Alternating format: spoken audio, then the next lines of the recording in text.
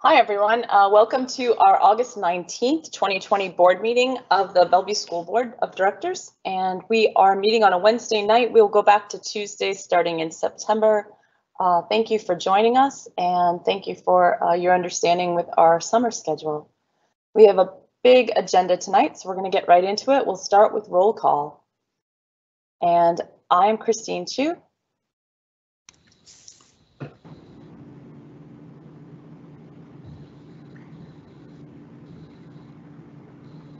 Francine East. Carolyn Watson. Seema Sarafan. And Ivan Duran. All right, and Director Malif will be joining us shortly. She's just wrapping up another online meeting. So we are going to go ahead and dive right into the Pledge of Allegiance. Jen, would you be kind enough to lead us in that, please? Yes. I pledge allegiance to the flag of the United States of America and to the republic for which it stands, one nation, under God, indivisible, with liberty and justice for all. Great, thank you. And now, as we go through the agenda, we have a bit of a packed agenda, and I think that Seema, were you going to make a proposal for a modification? Yes. Sorry, I have a little delay on my button. I'd like to move that I just need to look at the exact section. Item 11, item 10, which is comments and updates. I would move that we take that off the calendar and carry that over and add additional time at our next meeting, just because I think we will have a lot to cover in our exec session and want to ensure we don't run out of time. Okay. Does that work for anyone? Anything that will prevent us from updating on anything that somebody needs to bring up right now? Okay, so then we will assume that this agenda will work as planned, with the one modification of removing item 10 from this meeting, and assuming that we'll have time to talk about those things at our next meeting. So thank you for that. Consent agenda. Is there anything that anyone wanted to pull out of the consent agenda for discussion, or any questions or issues that you wanted to raise from the consent agenda? Yeah, I had two, unfortunately. One was on the thing about the dissolving the fund for the agency and giving it to the Snoqualmie Valley Fund. If I can pull it up, it was just, I think it's fine.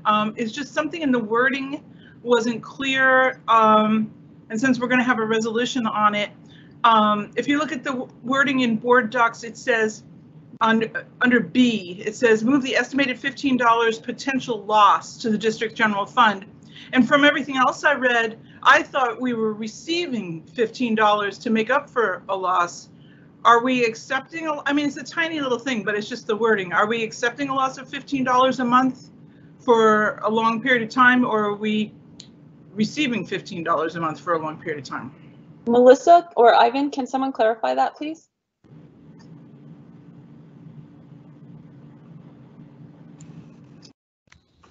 You know what, I'm going to have to follow up with Marie Telecki, because we went over this detail a couple of weeks ago and I just want to make sure I've got it right. So give me a little time and I'll get back to you, okay? Yeah, it's just not a big deal, but I did see it just a few minutes ago when I was preparing for the meeting. So, okay. And Carolyn, then Carolyn, this is Marie. Oh, great.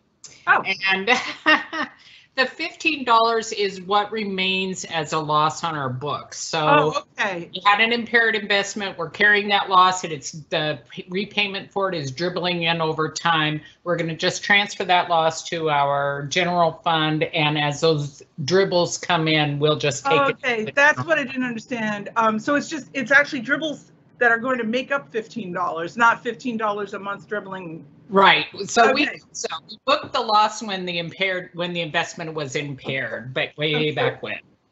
All right. Well, it's minutia, but yeah. I just wanted to understand the wording. And then the other question I have was about the CTE, because it looks like we're approving like a 5-year plan for CTE, and I always feel good about CTE. I like the way they do things, but I do have a question. There's always this neatly laid out chart under CTE about, you know, what classes you could take in middle school and high school if you were interested in these different paths. And my big question is considering this is a 5-year plan, how available are those paths to our students when they try to sign up? Do they get bumped out? Is this just like something that really looks beautiful, but you can't necessarily access it? So I guess what I want to know is how many students wish they could do this CTE and can't? Carolyn, this is Sharon. Yeah. I don't think Marilyn could make it today, so I can bring that question back to her and have her research that for you. Yeah, that would be great. It's just something that's worried me for a long time. Okay. Thanks, Carolyn. So I think optimally for something like CTE, at some point we want to integrate that plan and make sure that it is in support of the rest of our annual and strategic plan. But for right now, with the all the details going into COVID planning and this being another thing, I didn't ask for this to be pulled off the agenda or integrated. Are folks comfortable leaving it in the consent agenda, or do you have additional questions or concerns?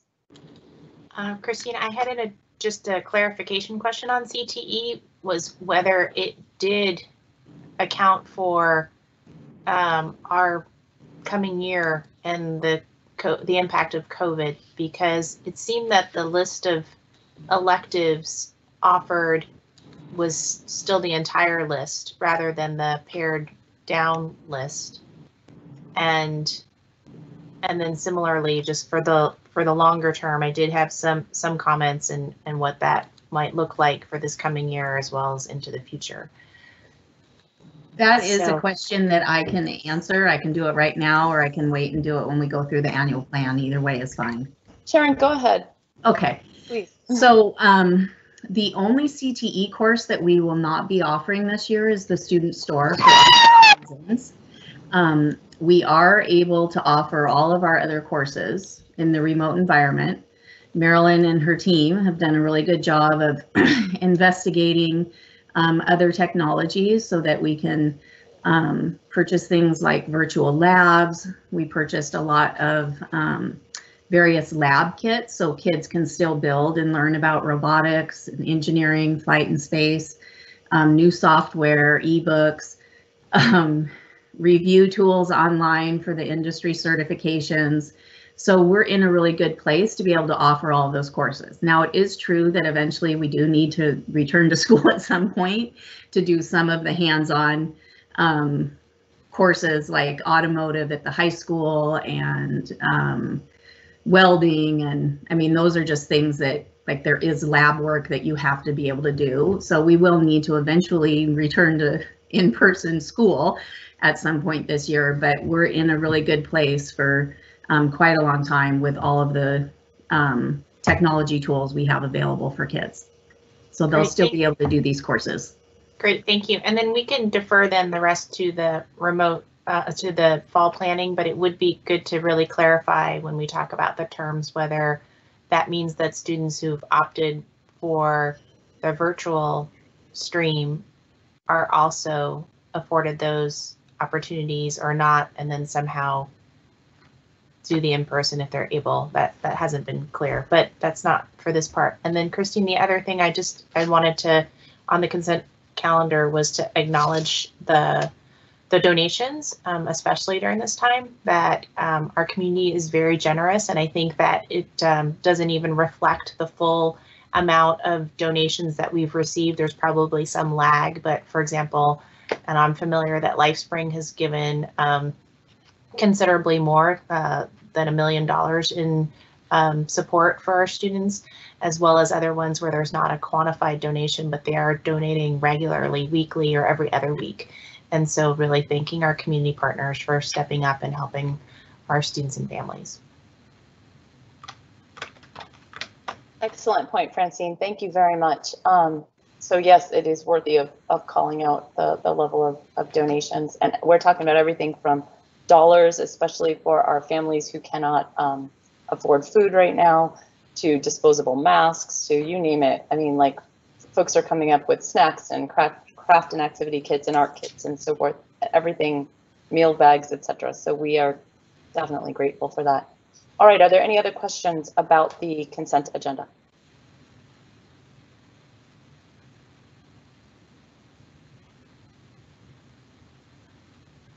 Okay, then may I have a motion to approve?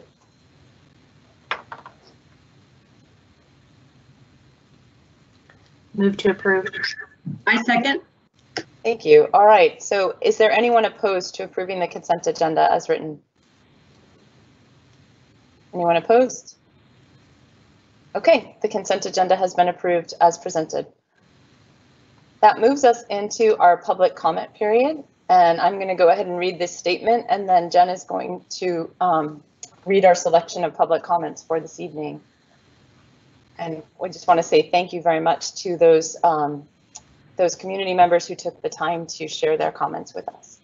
So the board has accepted public comments for this meeting via online written submissions and will share up to 3 minutes of each comment as read by the board coordinator or other designee of the board. To maximize the number of comments read, if there are more than 3 comments, the board president may shorten the number of minutes of each comment to be read. The board will listen to all comments carefully, but will generally not respond to comments spontaneously or without further deliberation. Complaints about specific personnel will not be heard in open session and will not be part of the record of any public meeting. Harassing or derogatory statements about any persons or groups of persons will not be heard. All public comments submitted online and in compliance with stated requirements, whether or not they are read aloud during the meeting, will be included as part of the official record for the next regular board meeting following receipt of the comments. And public comments can be made via the district website. So Jen, would you please share with us some of the comments that we received this week? Yes, let me just project these up on the screen.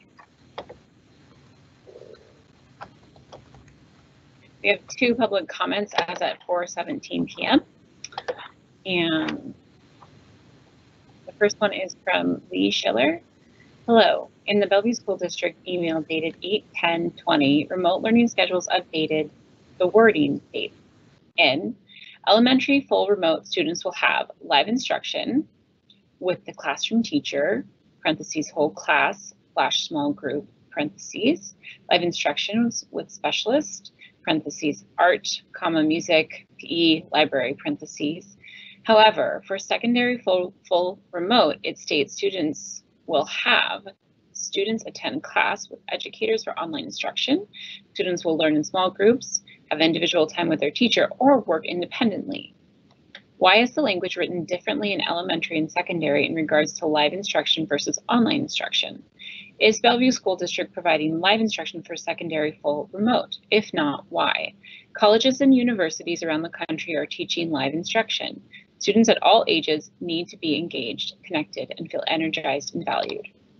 If so, approximately how much of the class period with educators will be live? Will live time be with the whole class as indicated in the elementary fully remote plan? Will there be live instruction for secondary with the specialists and electives? Thank you, Lee Schiller. Received 8/19/2020 from Melinda Ellian. Dear School Board, although I was encouraged to see a timeline was presented to look at the SRO program and review its effectiveness and disparate impact on our students, I was somewhat discouraged to see that the timeline for a decision was not until June 21. I encourage you to communicate to district staff the information that you need to approve any changes to the program so that, at minimum, an interim adjustment to the program can be made at the November board presentation to minimize the most severe impacts on our BIPOC students and other students that are adversely affected by the presence of armed police officers in our schools before they return to the classroom. Based on the testimony of the students, it seems like there are some non-controversial adjustments that can be made, like ensuring parent notification before students can be questioned at school, or prohibiting SROs from following unthreatening students in hallways.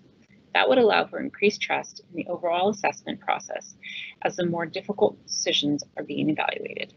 Also, thank you for the thoughtful proposed adjustments to policy 3325 in partnership with Melinda Ellian. And I believe the policy, just for the record, is 3225. And that's it. Jen, thank you very much. And then before we let you go, did we receive any comments on the budget for our budget hearing tonight? Because we're about to move into that section. We have not received any public comments on the budget that I have seen come through the board inbox, no. Okay, thank you. I think what we'll do is we'll just turn over to Melissa, make sure there's no comments that come in while she's talking, and then we'll take any questions from the board and go from there. Or Ivan, is it going to you or to Melissa for the budget hearing? It's going to me. Great. Thank you very much. I think, Mike, are you going to put up the presentation? Or do you want me to share it? So, well, Melissa, the question before we throw that up there, quick question on the hearing. Did we need to make any particular announcement, or is it at the meeting? Or have we covered all of the legal requirements? I know we propped it up on the website and so forth, but what is there anything else we need to announce? No, we have done all that, and we've also done all the publications. So. Okay. We should be in a good space. Okay, so while you and Mike get the presentation posted, then I will just say thank you to all those from our community who took time to send in comments. We actually really appreciate your feedback and appreciate hearing from you. So now we're going to go into our budget approval, and we've got an overview here to highlight where it's at. Right, and so I'm going to go over this, and then there are a couple of resolutions that we will need you to look at, and we would request that you would pass those so that we can then go ahead and get everything submitted in time to OSPI. So with that, thank you for allowing me to be here this evening. We have not made but housekeeping and minor adjustments to this since the last time it was presented in July. Go ahead, Mike, to page 2. Thanks. As you know, revenue continues to look pretty darn flat for us over the next few years. Historically, we have been seeing a 9% growth in revenue year over year, and now we are down to less than 1% growth year over year as we look out over the next 4 years. Next slide. A lot of this is due to the way that the state has implemented McCleary by using, for example, IDP instead of CPI as the basis of inflation, but it's also due to the fact that this is the first time since I have been here, I started in 2013, that we've seen enrollment declines. And with the way that the McCleary adjustments were implemented, unless they decide to fund different pieces of our of a program, such as mental health or any of those changes, really the only revenue growth we are going to see is going to be significant growth would be from changes in enrollment. In addition, we have increasing costs and obviously the impact of COVID-19, and I'll discuss that in detail in a bit. So we do need to make some changes to how we do business. We need to look at doing our work smarter and to ensure that our ongoing fiscal stability stays intact. Go ahead, next slide. Over the course of the next year, we anticipate dropping our general fund ending fund balance by $14 million. That will bring it down to just under $20 million. That is 5.3% of our annual expenditures, and that is still within the range designated by the board, which is between 5 and 6%.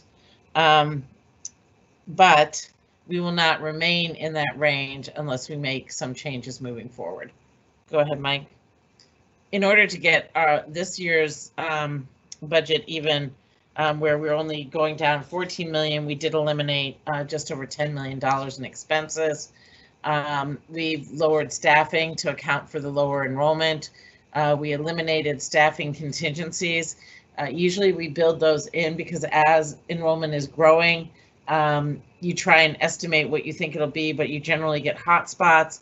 And we like to be able to add staff to deal with those hot spots. But when enrollment is shrinking, we don't anticipate those hot spots. In fact, we look for areas where we're reducing more than we had anticipated, and can we move that staff around to support enrollment in other places. We also reduced our supplies, materials, and operating costs, and our supplemental pay. Supplemental pay is generally overtime, substitutes, things that are not in base wages for our central and support departments. And we eliminated the contingencies for benefits, substitutes, and bargaining, and all of those things result in 10.1 million less in expenses in this budget. Go ahead, Mike. You know, as we're entering 2021, we're keeping an eye on a number of different things. We are concerned that the COVID costs will be higher than we anticipated. Transportation, we've had multiple discussions about transportation, that the current formulas from the state, with the result of us having no or limited ridership this fall, will cause us to get significantly less transportation funding. And the way that that works is we will get the funding that we received last year between the start of the school year and January. And then when you get to February, they basically go back and say, well, how much did you really earn? And they true up that amount. So this year we anticipate that they will be taking money back from us that they paid us. So we want to make sure that we monitor that and stay on top of that. Enrollment, we're concerned that it's going to come in lower than we even forecasted. And so we're watching that quite closely. And then our K-3 staffing ratio, the district or the state pays us for a staffing rate, a calculated staffing ratio of 17:1. I say calculated because that includes time that specialists spend and other certificated staff in the buildings, such as resource room, special education instructors. The reason why I am tentatively concerned about that is because we had decided to make an additional investment in our highest risk schools, our title schools last year, and we invested 4 additional teachers in the K-3 levels to support small groups of students, to support data analysis for students, and those teachers went into the K-3 staffing ratio. As we're looking at enrollment this year and making adjustments, we may need to use some of those teachers in other classroom roles as we're looking at being in virtual versus having 2 different learning models that we're trying to staff. As we divide students up into smaller groups, it becomes less efficient just almost by definition, because we want to make sure that our class sizes stay at reasonable levels. And so as we're trying to balance those, sometimes we'll need to add a teacher even though we haven't even changed enrollment, just because of the number of grades are spread across and then the various programs and then having the 2 learning models.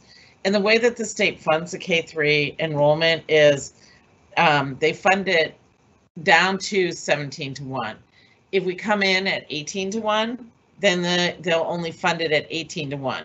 But if we come in at 16.5:1, they'll only fund it to 17:1. And so it's kind of a balancing act as we move into this fall. We are also being very conservative on staffing because, again, we don't know what enrollment is going to be. So we're just trying to balance it between all the different schools and the learning models. We are looking at students that have requested to transfer into our district from other districts. If we have an ability to serve those students, we are looking at bringing them in to increase enrollment. We are conducting what-if scenarios based on ridership for transportation to make sure that we fully understand what to expect come February. And we are implementing a consistent budget to actual monitoring to support departments and school leaders so that they can stay on top of their budget as we move through the school year. And we are looking at furloughs for some of our employees during this temp remote BSD virtual period for employees where we just do not have work for them at this time. So go ahead. The cost of COVID, this slide was just updated recently based upon the implementation plans that all of the different implementation teams put out. The most significant increase was in the screening of students prior to the entry to schools. And because we will be using multiple entrances at our buildings to be able to spread students out, we will need to have GSAs at each of those buildings to take temperatures and review attestations and that type of thing. So that added about 1.6 million to this entire model. So we're up at an estimated cost per student of $198, and that is built into our general fund. We also incurred additional expenses and reductions in revenue in the 2019-20 fiscal year, totaling $4.5 million, and we have invested in technical devices to support remote learning, totaling $2.8 million. Next slide. This slide is required by state law to show that we are spending the increase they provided under McCleary in the materials, supplies, and operating costs allocation on those items. In fact, we spend a little bit more. Next slide. So what's next? As I said last month, we are going to have to change the way we do business. We are going to have to look at reducing our spending by 3.5 million each of the next 2 years for a total of 26 million over the 21-22 and 22-23 fiscal years. Next slide. And so we are starting that process. We had our initial meeting today, in fact, on that. And so we'll be putting a process together, including establishing a stakeholder engagement process to make sure that we get input from a multitude of stakeholders. We plan to have our recommendations to the board by January, and so that we can then implement them over the next 2 years. Next slide. The last two things I want to talk about are two other funds that we have budgets for as well. One is our capital and tech levy. Our community is very generous and provides us additional funds to support maintaining our buildings and providing technology to our students. That's where the $2.8 million in additional technology for our students came from. And so we have a total funds available of about 4.8 million. And we receive right around 37.5 million every year for capital and tech levy, and this is a plan for spending it this year. Next slide. We also have our capital building fund. This is our fund that we use to build new buildings. As you know, Highland Middle School. We got our temporary occupancy, which I'm really excited about. So Highland is ready to go when we can get students back. We're excited to get them back. That facility is beautiful. If you want a tour of it, happy to arrange that. So really excited for the students to get back into Highland and to be able to see it, and really proud of that facility and the work that they did. But we have not, our community did pass our bond for us in February, which we are very grateful for, and we appreciate their ongoing support. We have not yet sold any bonds from that approval. We will not do that until we're closer to being ready to spend. We have started some work at Newport High School, updating their needs assessment and doing virtual meetings with the staff and community from that school. And we'll be putting together a construction timeline to bring to you shortly to review planned construction process. So that being said, this is our plan for this year, is to kind of wrap up Highland Middle School and get started on Puesta. We have a meeting in the first, I think it's September 10th, with the city to hopefully get approval to move forward with that project, to be able to get our permits. So excited to get that project off the ground. And I'm happy to answer any questions that you have, or if any comments came in as a result. All right, board members, Jen, have we had any comments come in at all?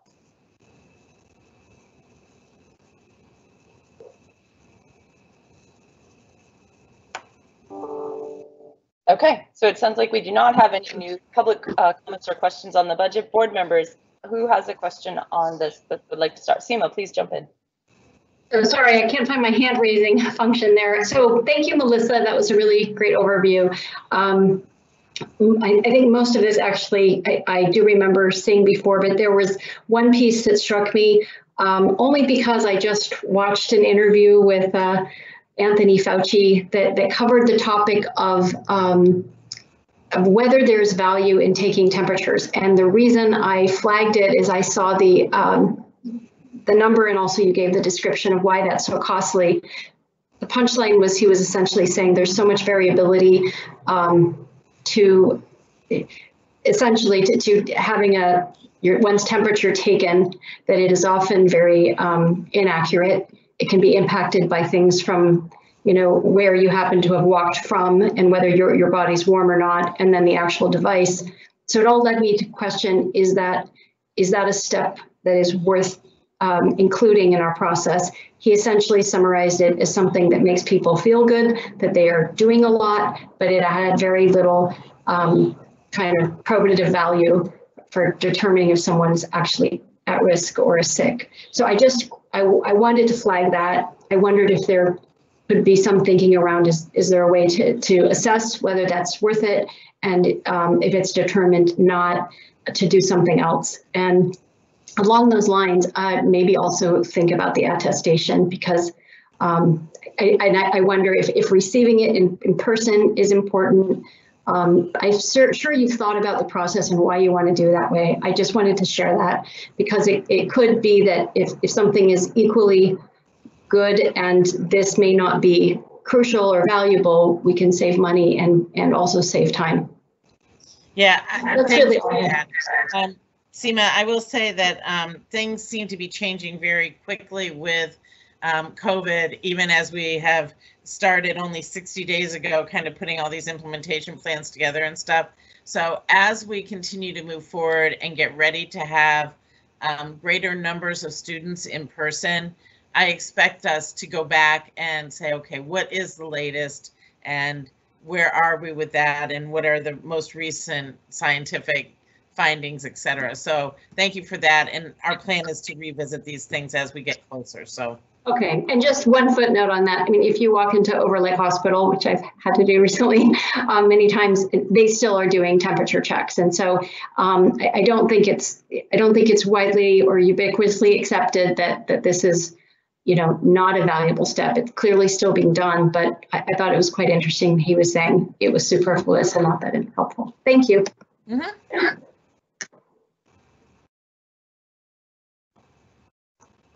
Francine or Carolyn, any questions?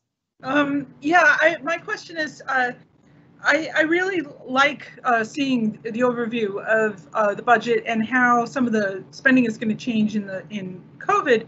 And it's interesting, just this morning in one of my many parent Facebook groups, somebody was posting about how they were so worried about the classrooms because they knew that in past years they needed to bring in wipes and they needed to bring in stuff, and would they be able to bring in enough stuff, and how would this work? And it's all in the budget. So I was able to post back out just using the excerpts from this presentation that it's in there.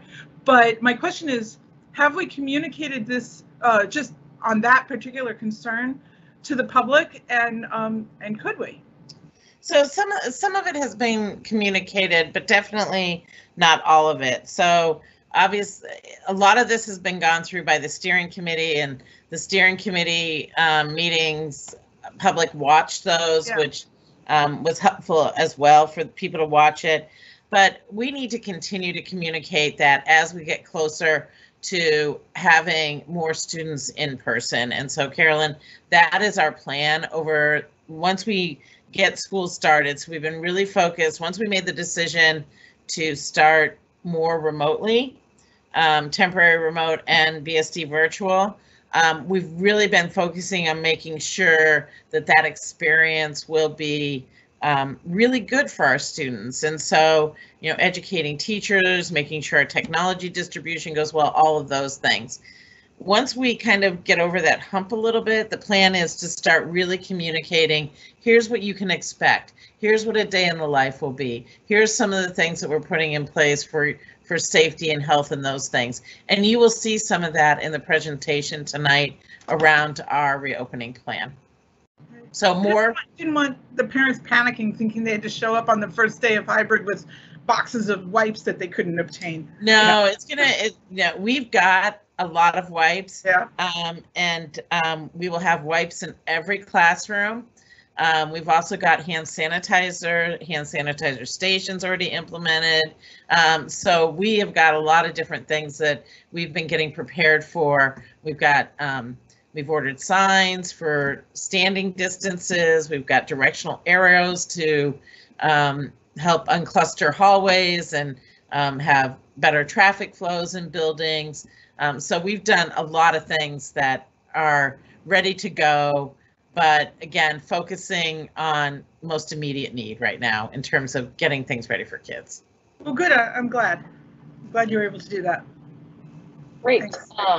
Francine, do you have any questions you want to put out right now? Just mostly a comment. So overall, thank you very much for putting this together. And then I know last year when we made the strategic investments in certain areas, it's good to see the follow-up on them and the assessment about that. And I appreciate your comments about our K-3 investment in our title schools and some of the ramifications for that for this year. Additionally, we had talked about cutting around $10 million in the budget. And so we're seeing that now. And yet, even with those cuts, we will be facing a year where the work that we're doing to really understand the impact of the different things that we're doing in concert with the annual plan as we discuss those goals, really understanding the impact and what's effective as we look at all of our programs for the coming year. So looking forward to doing that process, not because we have to make cuts, but because it really allows us to focus on what's working well for students, how we're supporting our educators, how we're supporting our families. So recognizing it's going to be a difficult process for us coming up, and yet at the same time that it does allow us to really determine what has the most positive impact. So thank you. Thanks, Francine. Erica, did you have a comment you wanted to make? Yeah.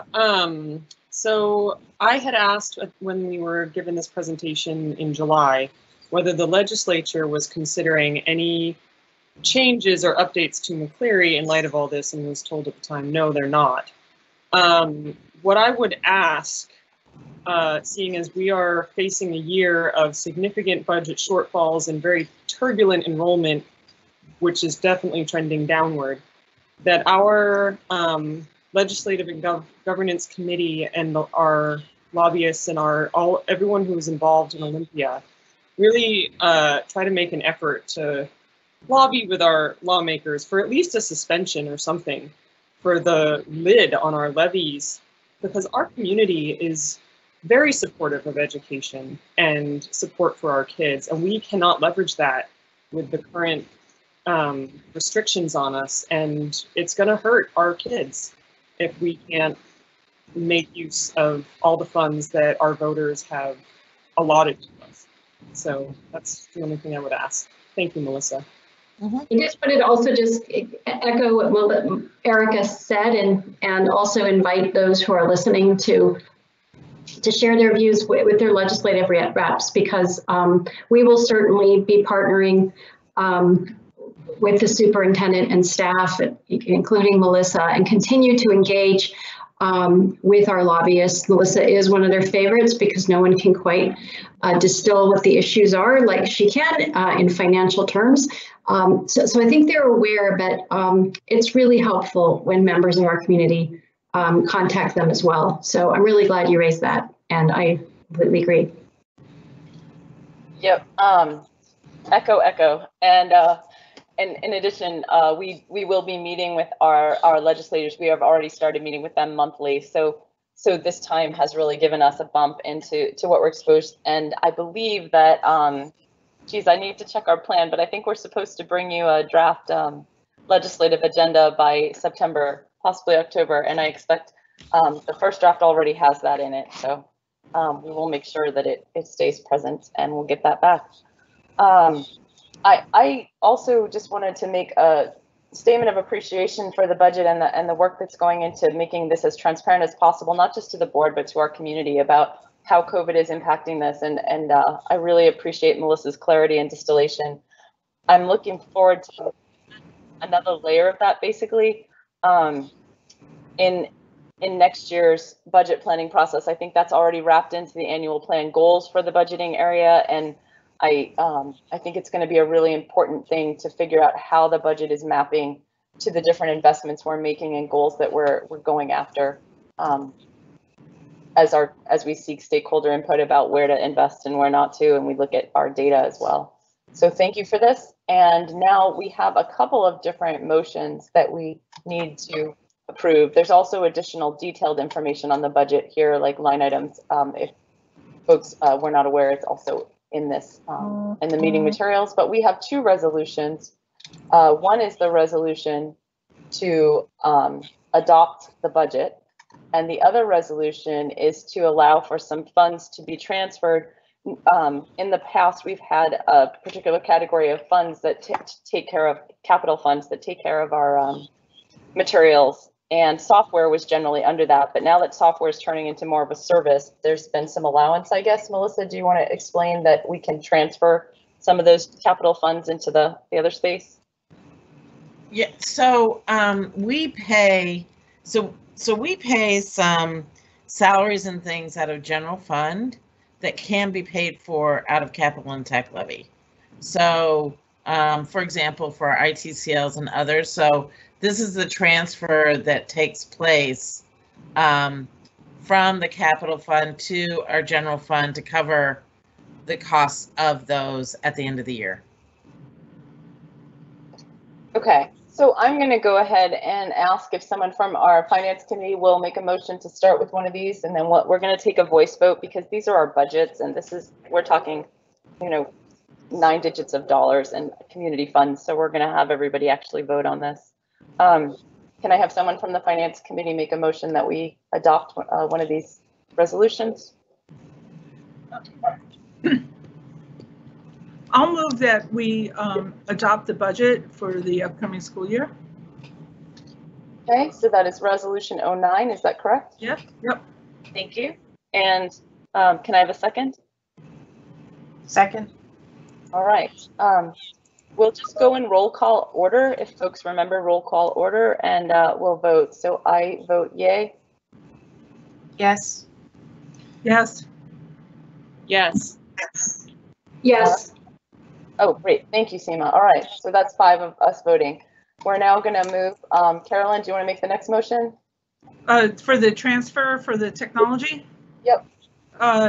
I move that, what's the right wording? The district be allowed to move things from the capital levy to the general fund to pay for related expenses.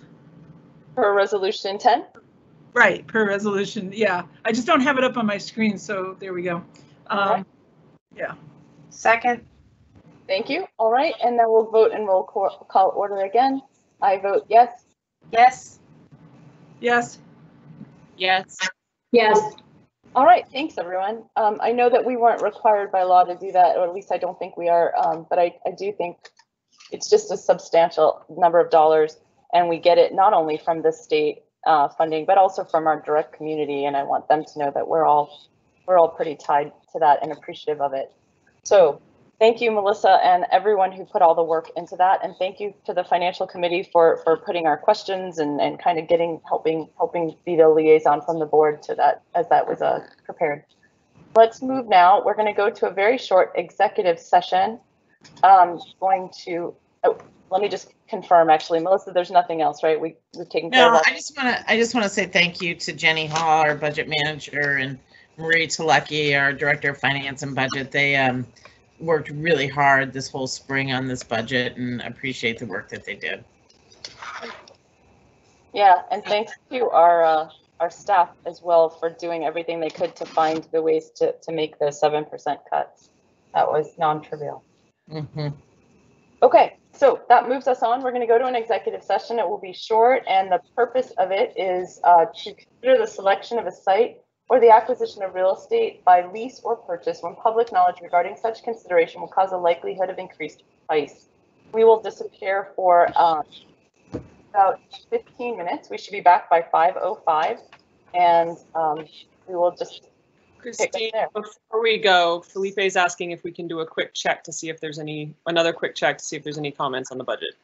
Oh, sure. Jen, any comments on the budget?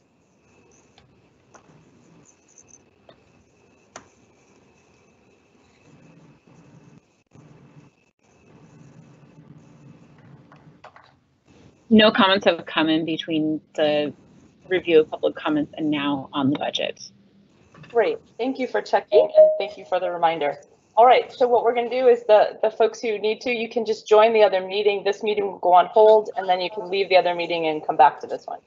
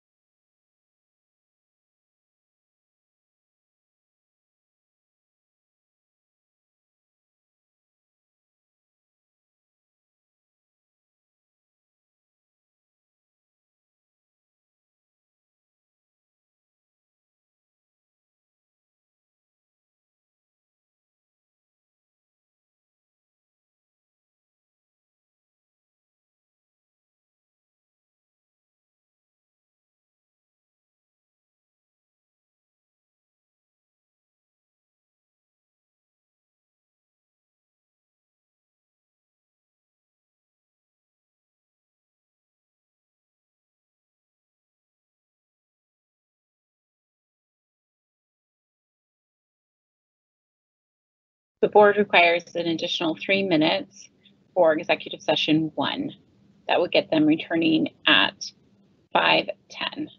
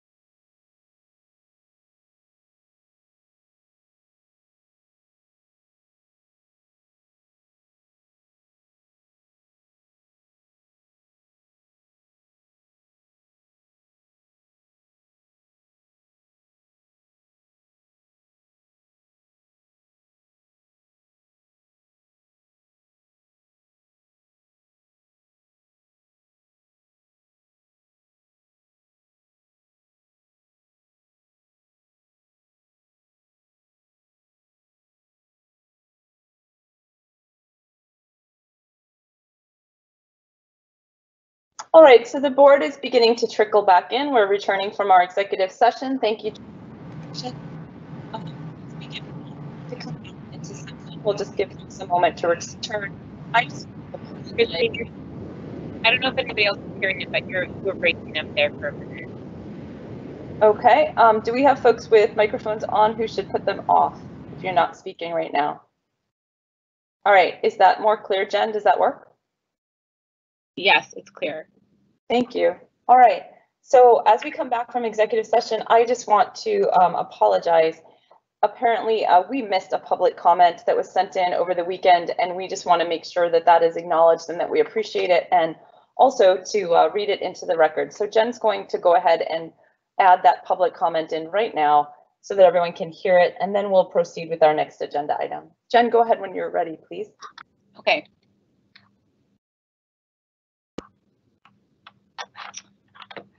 And I just have to share my screen. Sorry, it's taking a second.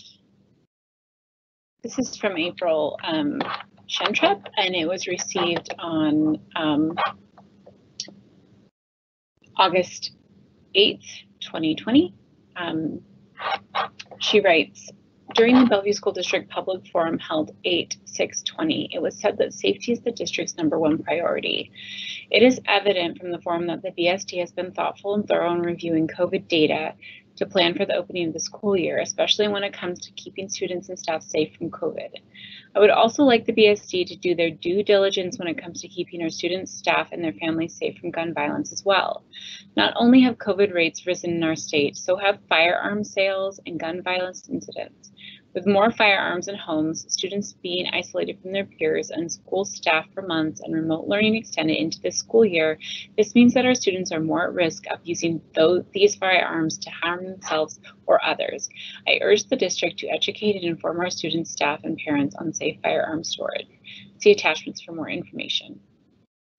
This can be as simple as linking the bestsmartforkids.org webpage to the school district website.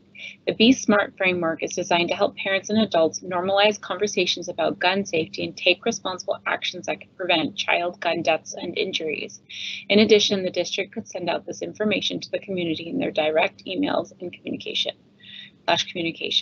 These could be direct links to Be Smart or King County's Lock Us Up program, as well as handouts from these websites on recommendations for securing firearms or how to have discussions with children about firearm safety. In Washington State, suicide is the second leading cause of death in teens, while homicide is the third leading cause of death in children. In King County, 75% of firearms used in children's suicides were stored unlocked, and 36% of children who died by firearm homicide were shot by a friend or acquaintance. The impact of firearms in King County, King County. BSD can do their part in helping keep students safe by educating their families and community on safe storage of firearms. Please send out information on safe firearm storage to all BSD families and schools for the upcoming school year. Sincerely, April Shentrup, school safety advocate and BSD parent. Thank you, Jen, and thank you so much for the comment and the thoughtful words. I think right now, worrying about our children's social, emotional health and wellness on many fronts is a critical thing for us to do, and I think that will probably come up in some of our conversations with respect to the annual plan and the back to school planning. So thank you for that comment. Now we're going to go ahead and we're going to proceed into the section of our meeting that is marked for the updated annual plan. And before we get started, I just want to give our community a little bit of background about the annual planning process. And I know that folks have a lot of questions about it, and it is an interesting and comprehensive process that we go through. And we are a board that has been working very hard to develop ourselves and into a very strong functioning and supportive board through a process called balanced governance.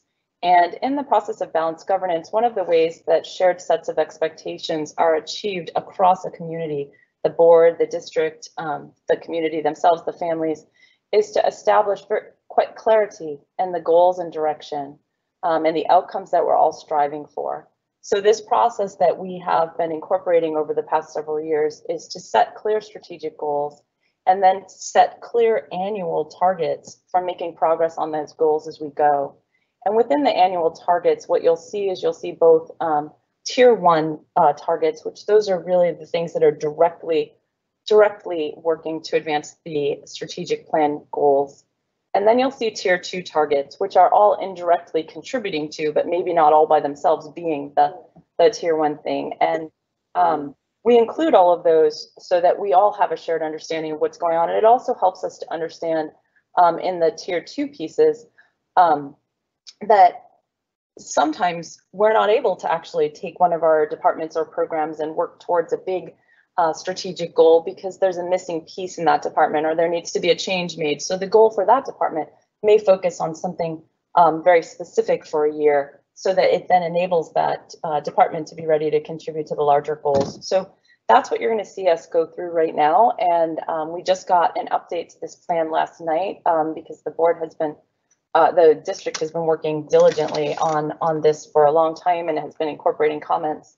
So I'm going to turn to the superintendent now. I think, are you guys going to give us a summary before we dig in with questions? Is that the plan? Yeah, that's the plan. We're going to have the PowerPoint. We kind of get a set up for a summary of both the return to school plan and the annual plan. So we kind of set this up, and I wanted to start off by saying, you know, deep appreciation to the team and all the work that they've been doing. They've been pretty focused on trying to, you know, get both these plans in place and ready to go so that we can have these ready for the board today. And I also want to thank different board members and all the board members for the different feedback throughout the whole process, and some board members for some recent feedback. We tried to adjust and get that feedback to people and considered as quickly as possible. So part of our purpose for presentation today is going to be a little bit of a connection between the annual plan and the return to school plan, because I think throughout this process we've continually have heard that, how are they fitting together, what are the different pieces, how does this connect to the commitments that we made for the return to school plan. And so this presentation that Eva and Melissa will go through will begin to address how they fit together. And so we'll go through that presentation, and then we can go specifically into questions. And then we're going to have some of our staff members address some of the recent questions that came in about the annual plan. And then we can move into the return to school fall plan after we have some questions. Okay, I'll hand it over to Eva and Melissa. Thank you. So I'm going to go ahead and get us started, and then Eva and I will probably be jumping back and forth a bit. So go ahead and go to the next page. So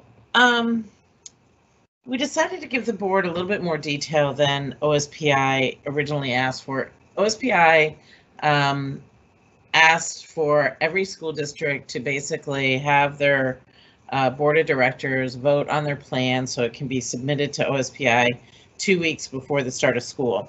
So our 2 weeks before the start of school is tomorrow. But they asked very binary questions. You know, do we have this? Do we have that? And what we did was we tried to provide you with more detail than they asked for, and we worked to be very strategic in some of the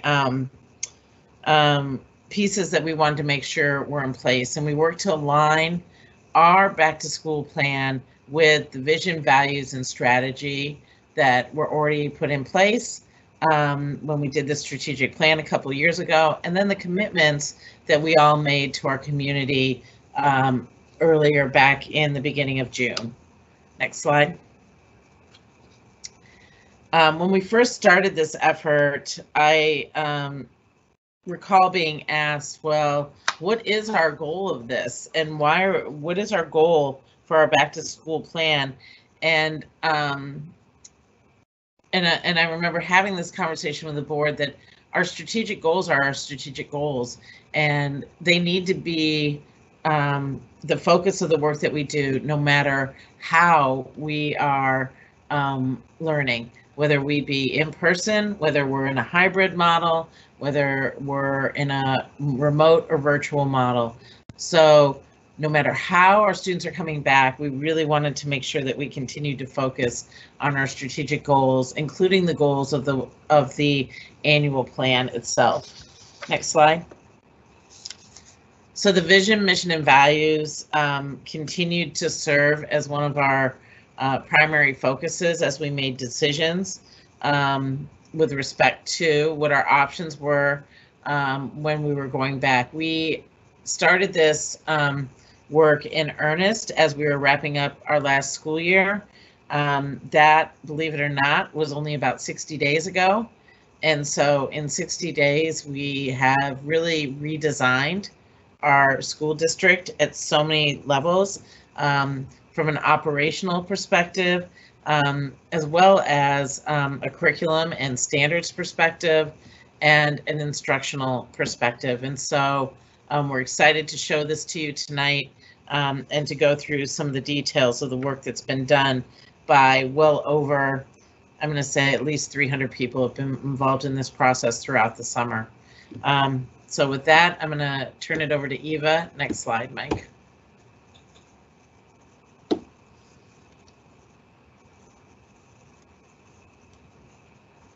Are you there, Eva? I am muted. At some point, we will learn to unmute. We are keeping our strategic plan, as Melissa stated, and our strategic goals at the center of our work, regardless of the mode that we're in, whether we're in hybrid, whether we're remote, or when we can return fully in person. These are our goals that we will continue. And these are the 3 student outcome goals and our 2 supporting goals. Next slide, please.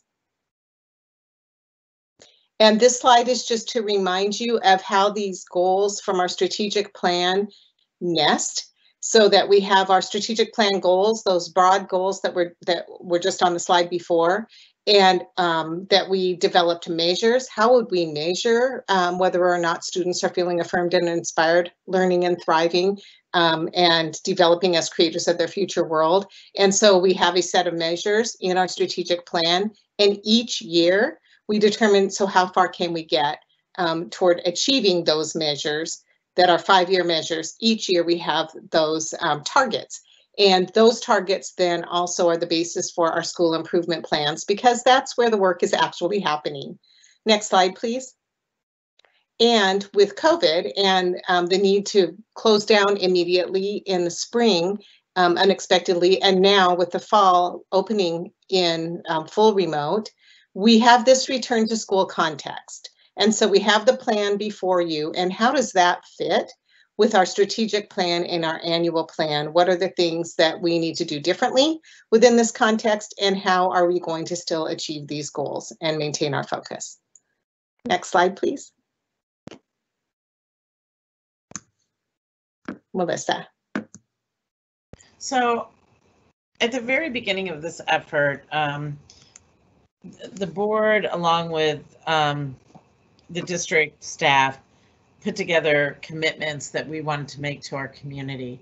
And they really focused around 4 different areas: protecting health, educating each and every student and making sure that we included each and every student, helping meet essential needs, because we all know that if essential needs are not met, it's hard for learning to happen, and to engage a multitude of stakeholders throughout our community in the process. All of this while we held equity at the center.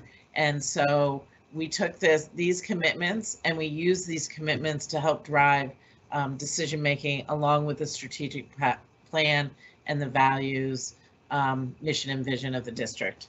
So we want to take you through each of these various commitments and talk about some of the things that we have put in place to ensure we're meeting those commitments for our community. So next slide.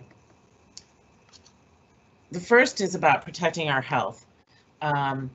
And we're not only looking at the ways to protect our health from a physical perspective during this pandemic, but also to protect mental health through social emotional learning and other resources that we have available for students, and even looking at digital safety for our students and protecting our students from some of the things that happen out there on the internet. As more and more younger kids are working with us, we want to make sure that that is part of our ongoing curriculum. We have made changes to the way that we operate. We're changing our cleaning regimens. our screening protocols, our visitor policies. We've bought a significant amount of various disinfectants, whether it be wipes being in every classroom, having hand sanitizing stations. We've modified schedules so that there will be specific times during the day where we have students wash their hands to make sure that we continue to monitor that.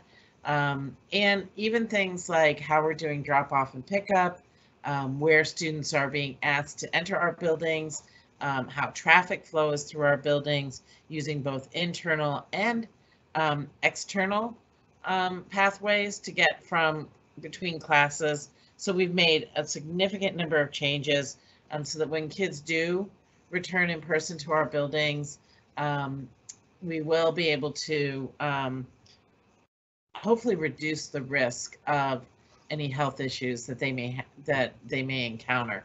The other thing is we are continuing to offer BSD virtual opportunity for students throughout the rest of this coming school year, so that if they have health risks, if somebody in their household has health risks, or if they're just not comfortable returning to one of our buildings in person, we wanted to make sure that we had an option for every student. Next slide. Melissa, I would just add that within this commitment that we made back in June, under this Protect Health commitment, that we did make a commitment to take into account best practices and guidelines from the state and county health departments, OSPI, and other relevant health science and education-based agencies. And that did happen. Each of our implementation teams developed these common work products and worked with their teams to look at a ton of research and data and practices before deciding. And when they presented to our implementation team leaders, they presented the background and the work that they had done. And they also included multiple stakeholders in each of the implementation teams, including parents and students on those teams, parents, students, educators, administrators, central office folks. So these practices that Melissa just described didn't, just come from Melissa and I. There were a whole bunch of people that developed these plans and practices. And they were based on research. We looked at what other people were doing, not only in this country, but around the world, because other countries have gone back to school and what's been working for them as well. So, yeah. Thank you, Eva. To make a connection to our annual plan and our strategic plan, student well-being is our first goal, and it is central to the work that we're doing in our strategic plan and what we hope to accomplish. And so we are accounting for the well-being of our students.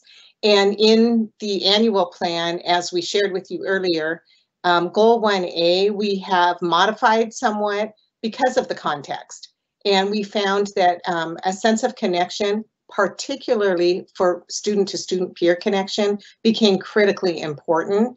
And we think that even when we come back face-to-face, we know that that's going to be huge for our kids. Our kids told us this is a big loss for them. We know it's a big loss. We're feeling it as adults as well. And so that has become our primary focus for this upcoming year. And hopefully you noticed that when you looked at our annual plan. The other area that we're working on in terms of student well-being is the feeling of affirmation and inspiration in their instruction. And that is a new area for us, and we want to get that feedback. Our educators want to get that feedback from kids and improve as a result, so that we can, so that our kids can experience that daily. Next slide, please. So I know that this is a little bit difficult to read, but this is just one example of how we utilize what others had done in order to support what we were doing here. So the Harvard School of Public Health put together an entire plan regarding how to implement healthy schools, and they talked about healthy classrooms, what the procedures need to be in the school, how people could be a healthy hero, and building it into the culture of the school. So making sure that you measured some of the things that people were doing, implementing a PBIS type of program to reward students for healthy practices, and recognizing the things that they were doing to that end. And so this is an adaptation of what the Harvard had put together and published. And it's something that we're going to be able to put into posters, put around schools, and use as a basis of communicating some of the various things that we're putting into place. Next slide. So one of our other commitments that we made was around educating each and every student, regardless of the location of the students and the delivery method, that we still want our students to experience growth, and that we were going to work flexibly in order to do that and to provide this full year of learning. And so to that end, we have in the plan a grading and assessment plan, how we will provide in-person services. That part is still in progress. We are working on the in-person, but we have determined how we will prioritize, and we are working on the exact details of that in-person service plan, but we do have a plan for that. Essential learning standards, we shared this with you last spring, but now we've done extensive work to assure that we have the essential learning standards for the year, recognizing that even if we do come back, it will be in some modified form. And so our curriculum folks have been working all summer to develop that. The remote 2.0 is our way of saying, hey, we know what we provided in the spring was not optimal. It was, you know, like we had to determine in a short amount of time how to do something that we'd never done before. And we're improving on that. And we believe that our plan moving forward will be much different and much improved. We have schedules that are that we've provided in the plan, and how we're going to serve our students with individualized education plans. Students who are currently served in special education, what does that mean for them, and how are we prioritizing and serving them in a robust way? And then finally, we want to make sure that we have access to technology, not only to devices. We're really fortunate that our 6 through 12 students all already had a device, but our K through 5 students did not necessarily, and some students did not have adequate internet access or any internet access at their homes. And so we were able to provide that in the spring, but it took some time. And so we do have a plan to deploy that immediately before school starts. And so those are the 3 areas that we've been working on: temporary remote, how we will come back in hybrid, and how we're providing some hybrid now, or we will be in the fall, and then the BSD virtual program that we've established. Next slide, please. And this slide just gives you a visual of how this connects to our strategic and annual plan around academic success, where we have academic and proficiency goals for our students, as well as developing them as creators of their future world. And so you know that in our strategic plan and in our annual plan, you can see to the right there in that column, what are all of the areas that we have developed measures and goals around. That should already be familiar to you. Next slide, please. This is just a visual to show some of the best practices that we have found in remote learning, and how we hope that this is going to be evident in the plan that you're looking at to you. If not, please ask us about that. But that these are some of the things that we found that we wanted to incorporate in our plan, including that students would have a full day of learning that would be flexible and include reasonable amounts of screen time. So while you're having a full day of learning, it does not mean that you need to be attached to your screen all day. And that we also learned from the research and from our students themselves telling us, and our teachers, that small group and one-to-one instruction was most effective. And so we want to take advantage of that in this upcoming year. We also found that a combination of synchronous and asynchronous learning time is really important. Last spring, there was a lot more asynchronous learning, and this this fall, we want to make sure that students are getting some live instruction every day. And then having an emphasis on social emotional learning throughout the week and making sure that our students are not feeling as isolated as they were feeling last spring and as they're still likely experiencing. And then one of the things in the research was that if you have a person dedicated to support and coaching teachers, and we have our instructional technology and curriculum leaders, our ITCLs, in every building. And those folks are connected to our curriculum department as well, and we provide them with training, and they can support our teachers and administrators and students in every building. Next slide, please. And finally, I think we showed you this visual last time, so if we did, this is a repeat, but just to summarize, how will this fall look different? It's a question we hear over and over again. And again, it's the full day of learning, including engagement with students and teachers, reasonable screen time, and the emphasis on small groups, letting peers interact and setting up opportunities for that. And then one-to-one learning, one-on-one with adults, as well as the focus on SEL. Next slide, please. I think this might be also me. This is another one of our, of the 4 commitments that we made and that the board adopted back in June, and that is to engage our stakeholders. And we know how important that is. And from the beginning, we reached out and to stakeholders to ask them, how's it going? Give us feedback. And we got a lot of feedback. So we conducted surveys and focus groups in June, and you can see the number of participants from those. And then in July and August, we worked on developing some plans, including our stakeholders. As I said, on our implementation teams and our steering committee, we had parents, students, and staff involved in all of those committees. And at the same time, we reached out to parents to find out to gather some information so we could make some informed decisions, including the intent to enroll survey. We used our family connection centers to conduct some outreach, and we used our Let's Talk, and that was an opportunity for people to weigh in and give us some feedback, but also ask questions. Moving forward, we're going to continue with surveys. We found that that's a very effective way if we do really short surveys and ask some really pointed questions that we can get some quick feedback, and it really has helped us. But we also want to do panels and focus groups. Melissa and I are committed to meeting with focus groups of students, staff, and parents to hear how it's going. We want to hear and just have that opportunity for the dialogue. We're also interested in setting up community ambassadors, folks who can really be in the know out in the community, but also bring back to us what they're hearing and how we could be doing some things differently.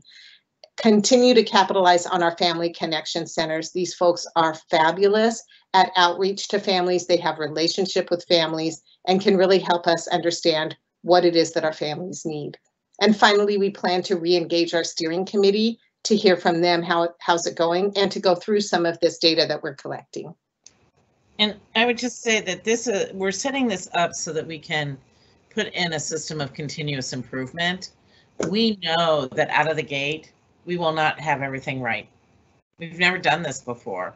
So the goal is to make sure that we're lean and limber and can hear back from people on a regular basis so that we can make the corrections to make things more effective for our students and families. Next slide, please. We'll go a little quicker.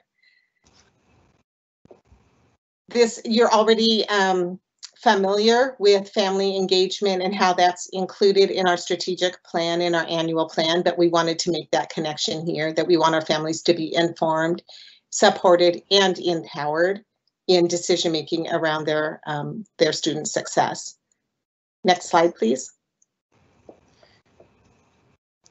So this is the meeting essential needs. As you know, we're putting childcare in place. Meals, the one thing I wanted to point out about the meals, unfortunately, there have not been changes made by the federal government to allow us to do meal distribution the way that we did last summer. We have to individually charge for meals, so we're making a significant effort to make sure that families fill out the right paperwork so that their meals can be free or at a reduced cost. But we are also putting together letters and trying to engage with other districts to ask the federal government to make the changes so that we can just distribute meals to families in need and children in need.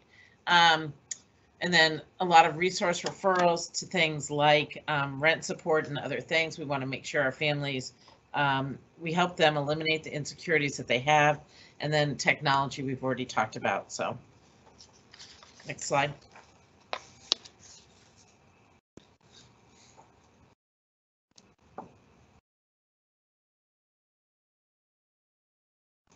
I think we've already talked about the majority of this, but the bottom line is we are here to serve our community. We want to hear back from our community, and we want to be responsive to their needs as we move forward through this school year. Go ahead, Mike. So here we are, August 19th, presenting our plan. We have to submit it tomorrow to OSPI. We have educator PD planned for all of next week and first day of school starting in 2 weeks from tomorrow. And then hope to be able to get back in person in October, as long as we as a community are doing the things we should be doing as we move through the fall. We continue with bargaining and have a few other pieces going on. So Eva, you want to move into the annual plan now? Sure, we'll just take a moment to share with you that we are going to shift now to the annual plan, and we only have, I think it's 6 goal areas that we would like to highlight for you based on the questions and feedback that we received from the board. If you want us to, we can do that. And then we will ask for approval of the annual plan, and then we can move into any questions that you or feedback that you have about the fall reopening plan, and then we can ask for approval for that. So I don't think we're going to ask for approval of the annual plan first. I think we should take all the questions on the whole situation. Okay. Also, like, I mean, we got an updated copy of the annual plan last night. So like, and that one doesn't have the deadline of tomorrow, but this back to school one does, right? Yes. So let's get all the questions and issues and ideas and items out on the table. I think it's fine. I really appreciate the effort to tie the back to school and annual plans together. I wish we had done that sooner, but that's great. So do you want to do some of the highlights on annual plan changes, and then we'll go ahead and take questions in all the areas where the boards want to ask about how we're getting them back to school and where we're taking everything for the year? Sure. Okay, thank you. Okay, so what we need to project is the annual plan, please.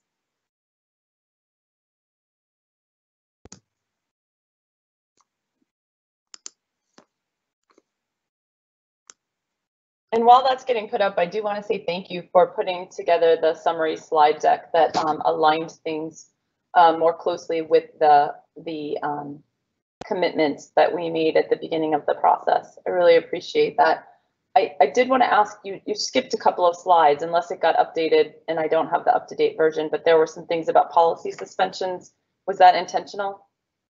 That was not intentional. I'm sorry about that. We did skip that. Those were added last minute. And so after I downloaded my copy of the PowerPoint. So Melissa, do you want us to go back to that now, or should we move on to the annual plan and then come back to the policy suspensions? Let's just go where you're going, and then when you finish the annual plan, we can go back to that policy piece as well. I apologize for that. That was my fault. It was a last minute add. Okay, for the annual plan, I'm not going to do an introduction to it because you are familiar with it, and we kind of did that in the other slide deck. So unless Dr. Duran, you have something you'd like to say, I'll just start with. Yeah, I'll just briefly say that on these different versions, we, as requested previously, we captured it in different colors. So you should see the latest changes are in green. Anything that's highlighted green represents version 3 based on the latest feedback. Okay, so we should be on page 4, please. We'll start with Kelly Armaki. All right, great. Hi, everybody.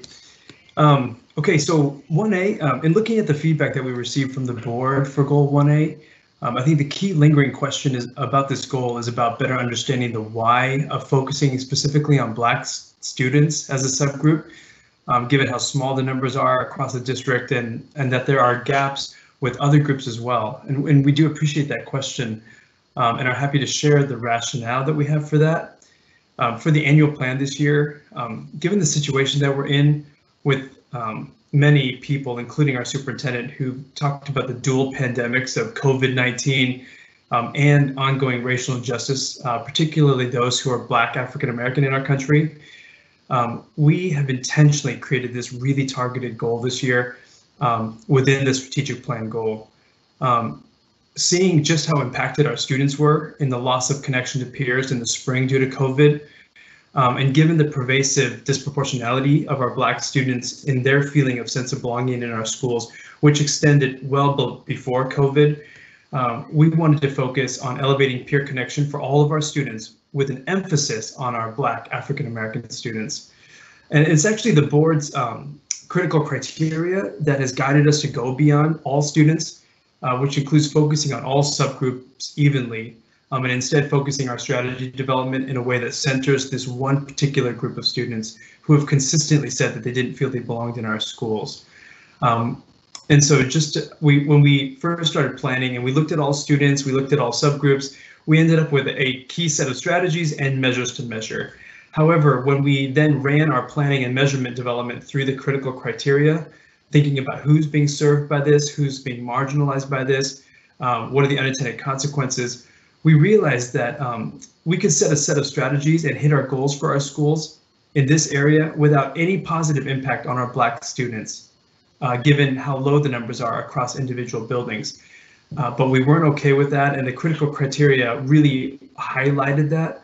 And so what's remarkable is that when you focus on the students who are most marginalized or underserved in the planning process, you actually end up in many cases with different, more effective and more targeted strategies and more innovative ways of measuring progress for all students. When we looked at the strategies that center the needs of our Black students, for example, we felt that all of our students actually benefit from those strategies. Thinking about risks and potential obstacles with this, there's a few things. One of them is we do want to identify the particular isolation of our Black students from their peers, given that even in a normal school context, there aren't a lot of Black students in our schools, but especially with COVID-19, this isolation is exacerbated. And we know that affinity for students of color is really important. And another risk that we face is that because the numbers aren't really high at each of the buildings, it is possible to miss them if we measure things in the traditional way using things like surveys. And so just like what Eva and Melissa talked about, we are working to support our schools to find more innovative, racially equitable ways of engaging student voice in co-designing strategies of support and more innovative ways of measuring impact through the use of things like focus groups and things like that. And then another risk that we wanted to address was the need for professional learning around this, learning to co-design with our most marginalized kids, learning which strategies work best for our Black students in particular, and learning to measure improvements through focus groups and things like that does take professional learning. And so it's important that we build that into our schedule this coming year. So that's the main rationale for 1A, why we have a goal for all students, but we wanted to make sure that we highlighted our African American students because we did not want to miss them in the setting of this goal and measuring of our success. Kelly, I'm going to chime in with a quick comment. I don't usually do this during the presentation, but the district has been working really hard on its equity and accountability report and analysis. And I do want to call out one thing that was in that I think lends additional support for this, because I think we're doing a lot of data analysis, like really looking in to see what we're learning from our own programming and work. And I think it needs to be applied across. And one thing that we did is we tried to adjust the curriculum in several areas to make sure that all kids would feel like it reflected the broader society and really truly showed different points of view. And I will say that we did an okay job, but the Black students were significantly lower in feeling like the curriculum was representing multiple groups, multiple perspectives, and really making them feel included. And they like significant percentage points below the other subgroups and below all students on average. And so I think we have a convergence of data that there is a worthy effort put into focusing on that particular group, because there are many efforts being put into including folks. But I just did want to, I appreciate all that you said. I just wanted to add that data in. So thank you for letting me jump in. Thank you. Thank you. Are we going to take comments, Christine, at everything at the end, or is each of these is presented? No, we'll do it at the end. I just wanted to jump in on that one because there's been a recent analysis that's been done, and I think it's particularly relevant. I thought it would be important to carry it in here. Are we ready to continue? Yes, thank you, Naomi. Good afternoon. Moving to goal 2E on page 6, I believe. I understand that a question has come up about how we are tracking growth for all students, not just those who are not proficient. So I'll give you a little bit more information about that. In elementary school in grades K-5, in both literacy and math, we'll be using adaptive software that all students will be working in that track mastery of standards throughout the school year. So that's universal for all students. For secondary in math in grades 6 through 10, we are going to be doing pre and post assessments for each unit, which will also be tracking progress for all of our students. In secondary ELA, it's a little trickier. We're using star reading as our screener in the fall, and if that goes well remotely, because this will be an experiment for us, then we can continue to use that throughout the year as our progress monitoring in reading universally for secondary. In other grades and subjects, because another question has come up about that, I believe, teachers have access to the curricular assessments that are embedded in the curriculum, as well as to teacher-developed assessments, which they've always done. We're not collecting those centrally, but as we think about adapting our grading system to be more equitable and standards-based, there'll be an opportunity for thinking about that more carefully in other grades and subjects as well. And John is going to talk a little bit about grading now. Yes, thank you, Naomi, and good evening, everybody.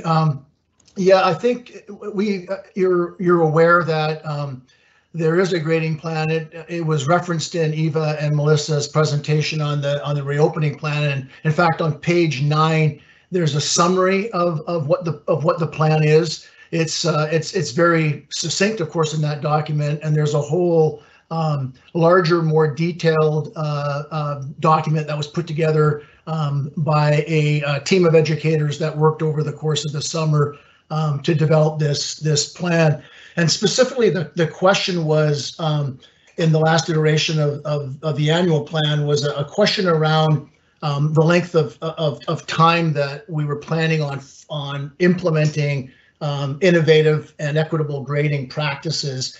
And I believe that the statement used to say that that work would happen over a 2 to 3 year period. And you can see now that we've changed the wording to say that we are moving toward a system where grades are more meaningful, a more meaningful source of student progress, and that this school year we're going to work with educators, students, and families. Back to what Melissa and Eva were talking about, we really do need to engage our families and our staff and our students in this process. And basically, the idea would be to over the course of this school year, and by May by May to develop a plan that would address grading practices and through a lens of equity and effectiveness, and that a focus on that plan would be over a 2 to 3 year period. So that plan wouldn't take 2 to 3 years to develop. It would be developed by the end of this school year, but we would continue to focus on it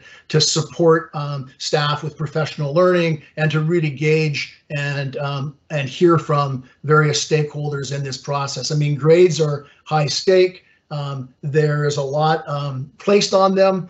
It's a leading indicator of progress. So it's really incumbent upon us to make sure that grades are, most importantly, mathematically accurate, that they're resistant to bias, and they're motivational for students.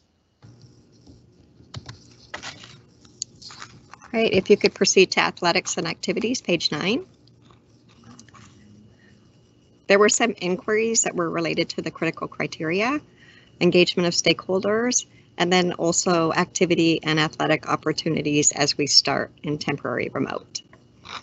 So the actual annual plan goals related to athletics and activities were developed based on a review and analysis of relevant disaggregated data, such as activity and athletic participation by race, a lot of Q4 data, such as student engagement, like attendance, Teams usage, email usage.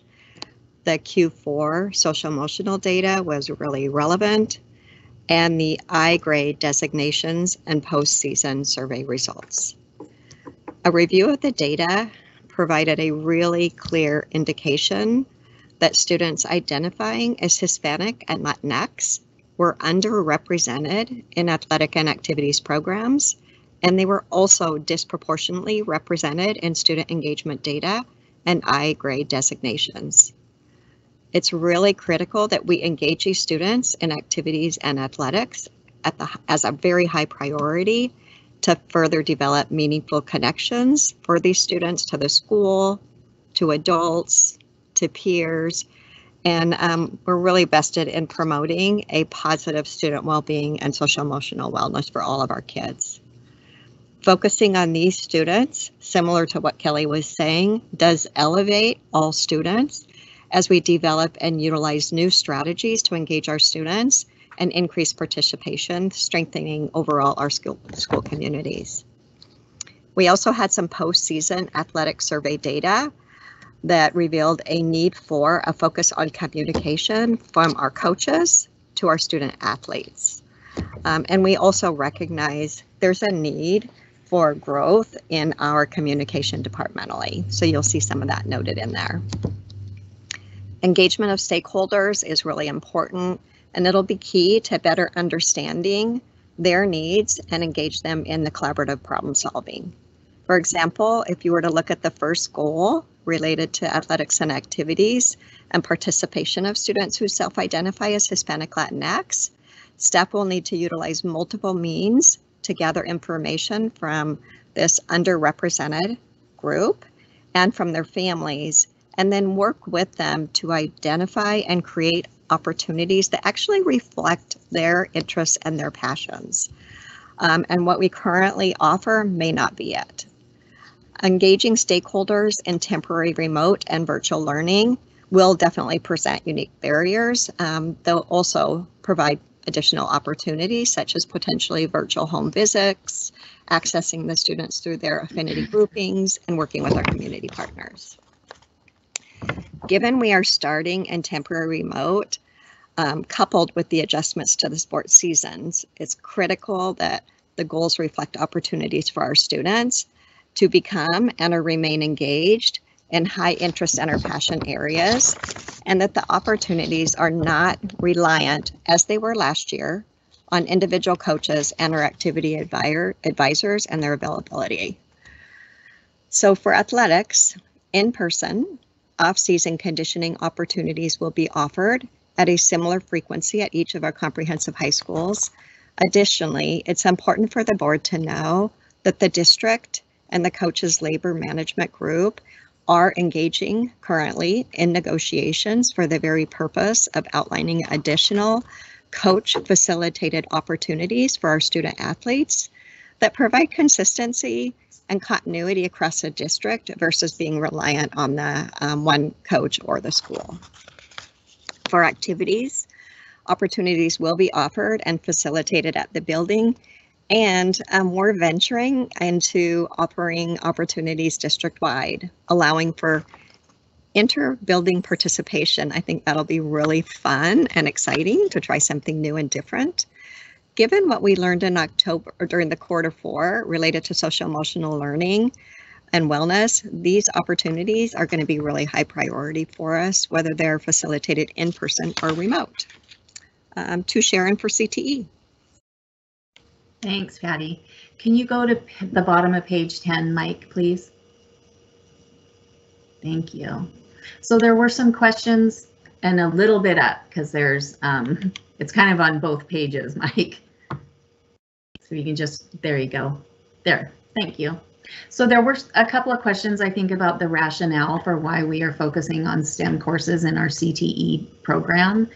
And when we looked at the critical criteria and when we pay particular attention to who is disproportionately missing from our STEM courses, we know that we are missing females and students of color in the STEM courses, as well as they're also disproportionately missing from the STEM fields nationally.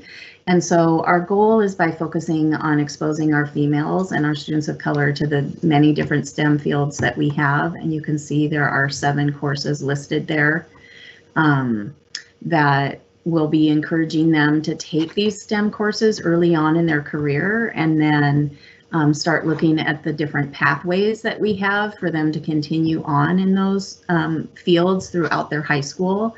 And then hopefully get interested in some of those important STEM fields that we know that we are disproportionately missing some of those our target subgroups, and continue on in high school and beyond. Thanks. Hi, I think sorry, just a moment. Can you take me to page 11, please? Yeah, to the counseling well-being goals. Sorry, it's a little small. I think we need to, perfect. That's right where we want to be. Thank you.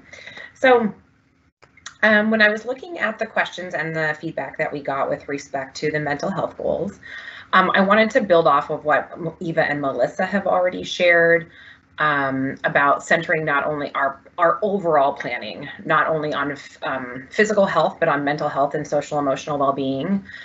And also what Kelly said about affirming and inspiring, and what we heard from Patty just now about activities. Social emotional health is really about all of those paces. But this goal really is looking at what do we do when students are reaching a tertiary level of support where they're needing more. And one of the pieces that we've really been utilizing with respect to the goal around providing the survey to the students around mental health and then providing intervention on that is to continue to use the critical criteria in a cycle of improvement. So one question that came up before is how do we know that we're reaching the students that we need to reach and that we're doing no harm? And a couple of points that we monitor with respect to that has to do with both students that we catch that did not show up on any other indicators, as well as also number of students who are referred to outside services, and then continue to participate in those services, which you see in the goal there. But one thing we also did when we were only able to administer the survey last fall, and one of the things that we were able to identify was that we had a pattern of disproportionate data for our Hispanic students, who were showing elevated areas in both with mental health and also quite a bit with executive functioning. And so planned out specific interventions then on top of what we had done before that were targeted to that particular subgroup with culturally responsive practices and counselors of the same race and background in order to support that specific need. And so continuing to monitor our data in that way in order to anticipate issues that are going to be coming forward. One issue that we anticipate as a potential risk this fall is access to students. So will we be able to get the students that really need to take the assessments to take the assessments in order for us to get that information. So that's one piece, and our outreach and how we're partnering with our community organizations, with our family engagement specialists, etc., to ensure we're meeting the needs of all families is one piece, to work on mitigating that. Another concern we have, or potential risk we see, is that risk rates may come in much higher than we've anticipated in the past. And so in response to that, looking at how do we temporarily redeploy our staff and re-engage our community partners in different strategic ways in order to meet needs that we anticipate may come up as a result of COVID. So those are some pieces that we're looking at as we're kind of looking at our goals that we have right now with respect to providing the screener, making sure we're referring everyone who needs services and that they're getting those services. And then I would just add to, there's a lot of outreach that we need to do with respect to mental health in general. Last spring, we started with some community forums. We're going to be starting those as soon as we can, right after school starts, and be ramping those up from the broad ones to targeted ones to families, and even including sessions and training in families for what they can do based around the data that we get. So last year, we really focused on students, but this year we'll also have an emphasis on educating families. And at this point, I'm gonna, we need to move, I think it's to slide 15, which talks about special education. And before I get started, I'm gonna turn it over to Kristen Callisto. And she's, you may have seen in the email from Eileen, she is the new director overseeing special education. And you've met her before, she worked with you once before in a board workshop. And so I just wanted to turn this over to her. And before I do that, it looks like our special education goals on page that it's missing one that I know we got feedback on, but doesn't appear in this version that's updated here on this page. So we're going to talk about it like it's on the page because we did get feedback on it, but just note that the last goal that was on our table before appears to be gone. So Kristen?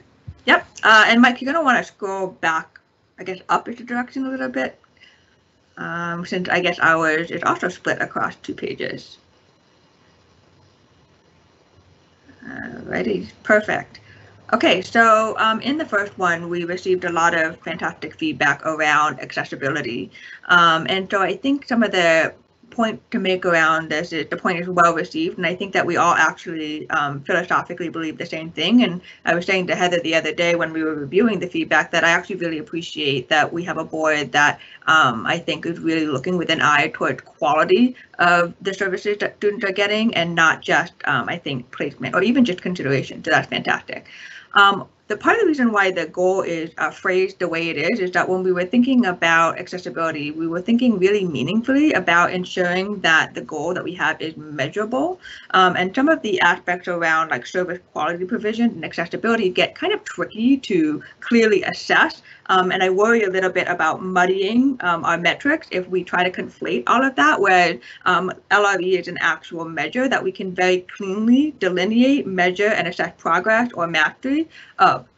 The other thing too that I wanted to mention around accessibility is that LRE and accessibility are really closely related. While LRE is a which stands for least restrictive environment, for folks who are less familiar with the term, is a pretty technical term. We also believe that where students are educated and placed is closely related to their student well-being and their sense of dignity. There's a dignity and inclusion. One of the challenges when I was looking at the critical criteria around this is that with LRE, we have families that sometimes are, and actually even educators, who struggle a little bit with the idea of inclusive practices. And so one of the ways that you can do some risk mitigation around that is ensuring that when we think about placing kids appropriately and ensuring access, is that we're also utilizing principles such as universal design for learning, and we continue to provide our staff with extensive training around that. There was one that was just last, I think 2 weeks ago, and there's one I'm doing tomorrow. So we continue to sort of support our educators in being able to ensure that when we are placing students in these settings that are more inclusive, that we are also ensuring that the students are not just physically placed there, but they are also truly receiving access emotionally, socially, and academically. The other thing too, and to the goal that Heather mentioned was missing, we added as part of the feedback the membership and participation, because we truly believe that you can't meaningfully participate as a member of a learning community if you're a student with a disability unless you have access.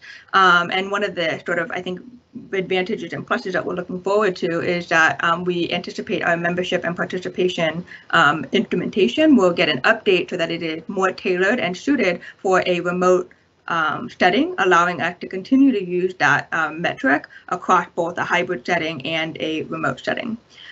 The other thing that we start to do is we realized from the feedback that the order of the sentence was a little bit confusing when we referenced sort of other.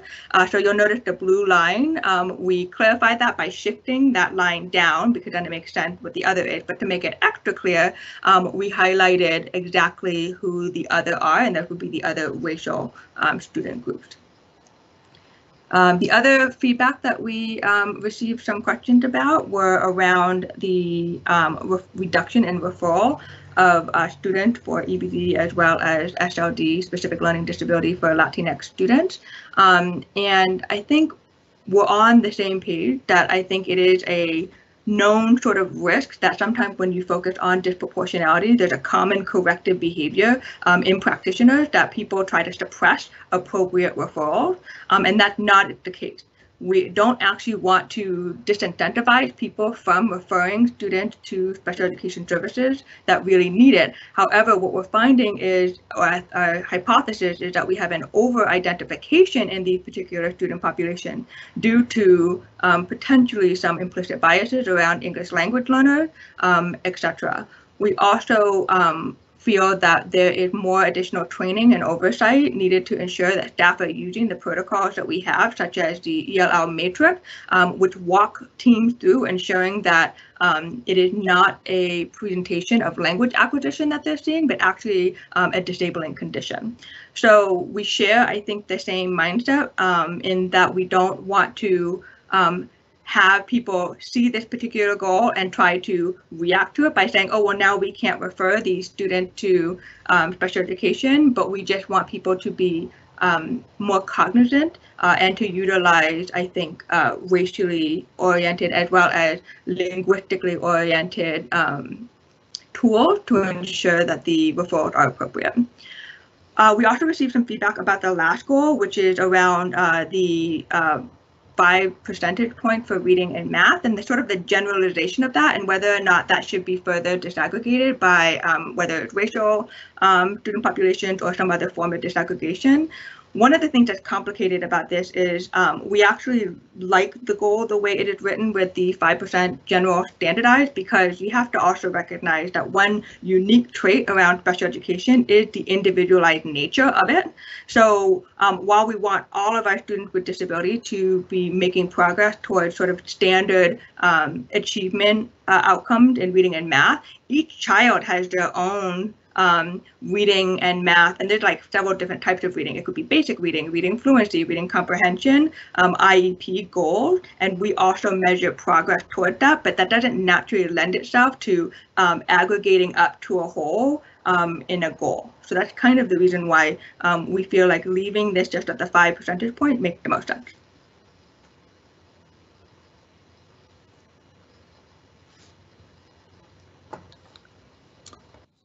Okay, Dr. Duran, do you want to sum this up? Yep, that's it. We have, we did get, some feedback, so we were able to make some adjustments there. These are the areas that were probably the most consistent that we felt we needed to really address, for the annual plan. So that's all we have for right now. Okay, I'm going to make a few suggestions because we have a limited amount of time left and we are going to need to do some prioritizing. We are at the end of the time we scheduled for this segment. And we have had no board discussion or questions, and I think that's going to be quite significant.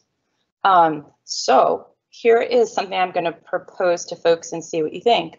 I think that our annual plan is not something that we have to hand into King County tomorrow. And since we just got the updated version last night, it seems to make sense that maybe we would want to take another meeting to go and be able to make any iterations. So we can still take comments on that and talk about it. But maybe we don't need to be voting on that tonight. So that might take a little pressure off the conversation and allow us to focus on the things with great urgency. And so that's kind of my proposal, but I'd like to let folks ask questions about all of the material so that you do have any feedback if there's further adjustments needed for the annual plan. I'd also like to propose that there are probably some questions about finalizing steps and expectations for the back to school plan. You know, there were definitely multiple parts of that document that cited things in under development as opposed to completed. And I would like to suggest that in some cases, it may actually be the annual plan where some of those resolutions can live because there are particular goals or initiatives being created. So that's what I'm going to propose. Before we have any discussion about content, can I get reaction from board members, and then we'll ask the superintendent about proceeding as such.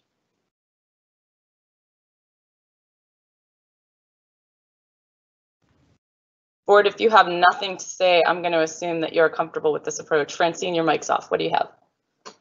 No, that's fine. I mean, I do feel the urgency of doing the return to school planning. So I'm not sure if we want to take those comments first, or do you want to just do a quick round robin and say, you know, these are the remaining comments we have on the annual plan so that we're doing it in this forum, or I'm also happy to write them in. I think we should probably take the annual plan comments that are related to the back to school plan. So if somebody has a comment on the back to school plan and it relates to that, they can make the comments together. And otherwise, maybe at the end we can collect comments on the annual plan because we do want to get that feedback. But let's go to back to school plan for substantive discussion first, if that's okay. Board members, any other comments on the how we're going to proceed from here? I thought your proposal was fine. This is Seema. I will note that I think we're all due for a bit of a break. So I maybe was going to say, do you want to take a 5-minute break right now and then we'll go ahead and come back and get started or something to that effect? So before we take the 5-minute break, Ivan, is there anything, are you comfortable with the approach we're going to take here? Yeah, absolutely. I think that's a great area to focus on, you know, in terms of return to school planning, and I think that's great. Okay, and before we take our break, can you just, so during the break I can think about this, how are you going to take the comments on the return to school planning? Are we going to just do them, are we going to do them in a certain order? So for example, there's the 4 kind of buckets. Are we going to try to group them, or? I will think of something if folks can just kind of have their concerns and comments ready. I think it's not just about the individual categories. One of the biggest things that we're going to need to tackle is how do we want to pass or not pass or whatever the plan, because the plan isn't a finished plan. It's a rather long list of different items, and then it has lots of detail on some things, less detail on others. Some things are not included in it. Other things are included in it. It's a superset of what we need to pass the resolution for that says that we approve of that we accept the plan that's in place. So I think we're gonna have to get clear about what it is we're accepting, but I think I'd like to let comments go to start first. So I'll try to get an organizing framework together in the next 5 minutes or so for comments. Yeah, and Christine, I'll just quickly add to maybe help a little bit. Is that, again, remember when we did we shared the template that was provided to us by OSPI, which, you know, really had, you know, primarily mostly, you know, yes or no questions in there. Do you have this? Do you have that? You know, and so we gave that to the board on August 5th, and then this version just has more detail on it. So in this version, we've covered everything we're supposed to do in the OSPI plan, and then, you know, we've included additional information around the overall plan. So some parts are still in development, and we still have some other pieces, but we can guarantee you that this, what we have currently here, does meet the requirements for OSPI. I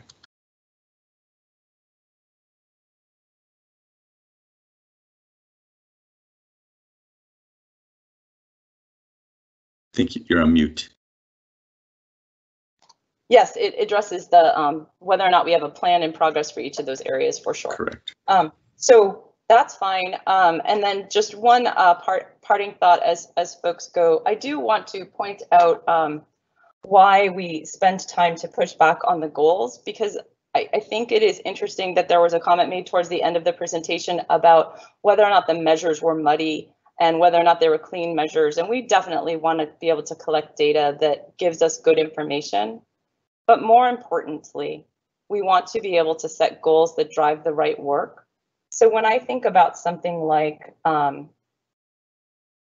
something simple as lunches, sure, providing lunches is great, but our real goal isn't providing lunches. Our real goal is to make sure kids who need food get it.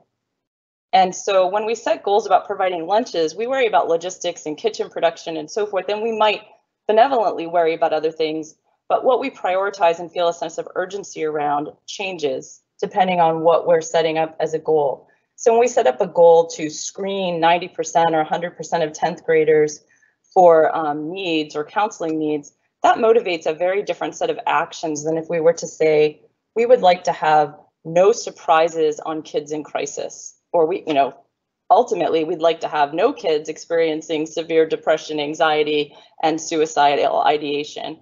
But at the very least, the reason we're doing this screening is so that we have no surprises, that we know our kids who are at risk and struggling, and we are in position to support them. And I think when you set your goals as to do the screening, the priority of the work really changes, and the urgency of the work changes. And so that's why I think we're gonna revisit some of the goals and push back on some of the goals. Those are just some that I know I've heard other board members comment on different spaces there. So I just wanted to give some background on that in response to what Kristen said. So with that, let's take a 7-minute break. We'll be back at 6:30, and let's jump into conversation about the back to school plan.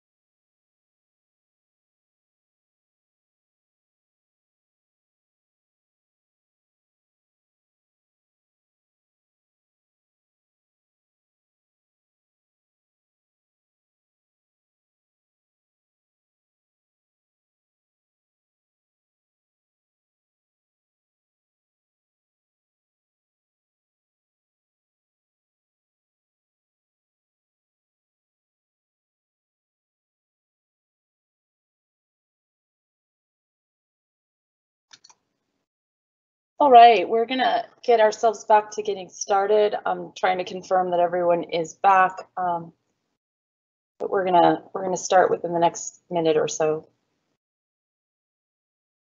And as people trickle back in, I will call out the item that I had mentioned when Eva was presenting. I think that John Harrison had added some slides about the policy suspensions that we would need to begin the school year, because there are some things that we just have to do differently due to the COVID conditions and being remote. So I think that it is great to have those for review. I have been reminded that our next board meeting is actually before the first day of school. So it might be sufficient for us to evaluate or to vote on those at that meeting. And now that we have them, we can send any comments or questions into the district about those beforehand. Does that, Ivan, will that work? Yeah, because they're not required to be part of the OSPI thing that they gave us. So as long as we have it before the start of school, it would work. Okay, I think that would be great. I'll see if anyone has any quick feedback on it now. My quick feedback is, first, thanks John and the team for getting those all together. The second thing is, can we get a little more granular about some of the policies? Like, I'm not sure we need to suspend all of the full policies that were listed in the full policy slide. Some of those, like retaining records, we still need to keep records. There are just the part about availability to public in paper form may not be possible during the time, but I think we want to be as precise and targeted as we can about policy suspension, because we're not trying to operate without policies, and that's why WASDA did not come up with a blanket resolution this time. They felt like because of the extended time that this is going to cover, it's important that we're very surgical and precise about what we suspend. So that would be my feedback. Board members, as you're now coming back online, is there any feedback on the proposed policy suspensions that are in the thing that you want to give them time to work on before our next meeting? If not, you can send it directly to the Eileen and the superintendent later. Nothing? Okay, then I think we'll start. And let me see, we've got 1, 2, 3, and Seema, are you back as well? I'm sorry, I'm not sure how to. I'm back. I'm back. I'd rather not start with questions, but I'm back. Yeah, that's fine. Thank you. So I am trying to navigate a different view than I've navigated in the past of this tool, this Teams tool. So forgive me for not having quick access to who's online. I think I figured out how I could have done it differently. Okay. So what we're going to do is take some questions from the board. Rather than organize section by section, what we'll do is we'll just go one question at a time. If another board member has additional questions in that area, we'll try to take you next and just try to build out that area so we don't have to come back to it 12 times. And then we'll have somebody else lead the discussion with their topic until we get through all the topics. Please be mindful of the time and expeditious. We do have some necessary policy updates that we need to work on. There are many other things that we can cut from the agenda as needed. So really the most important thing is this right here, getting our kids back to school. So is there someone who would like to start with their comments?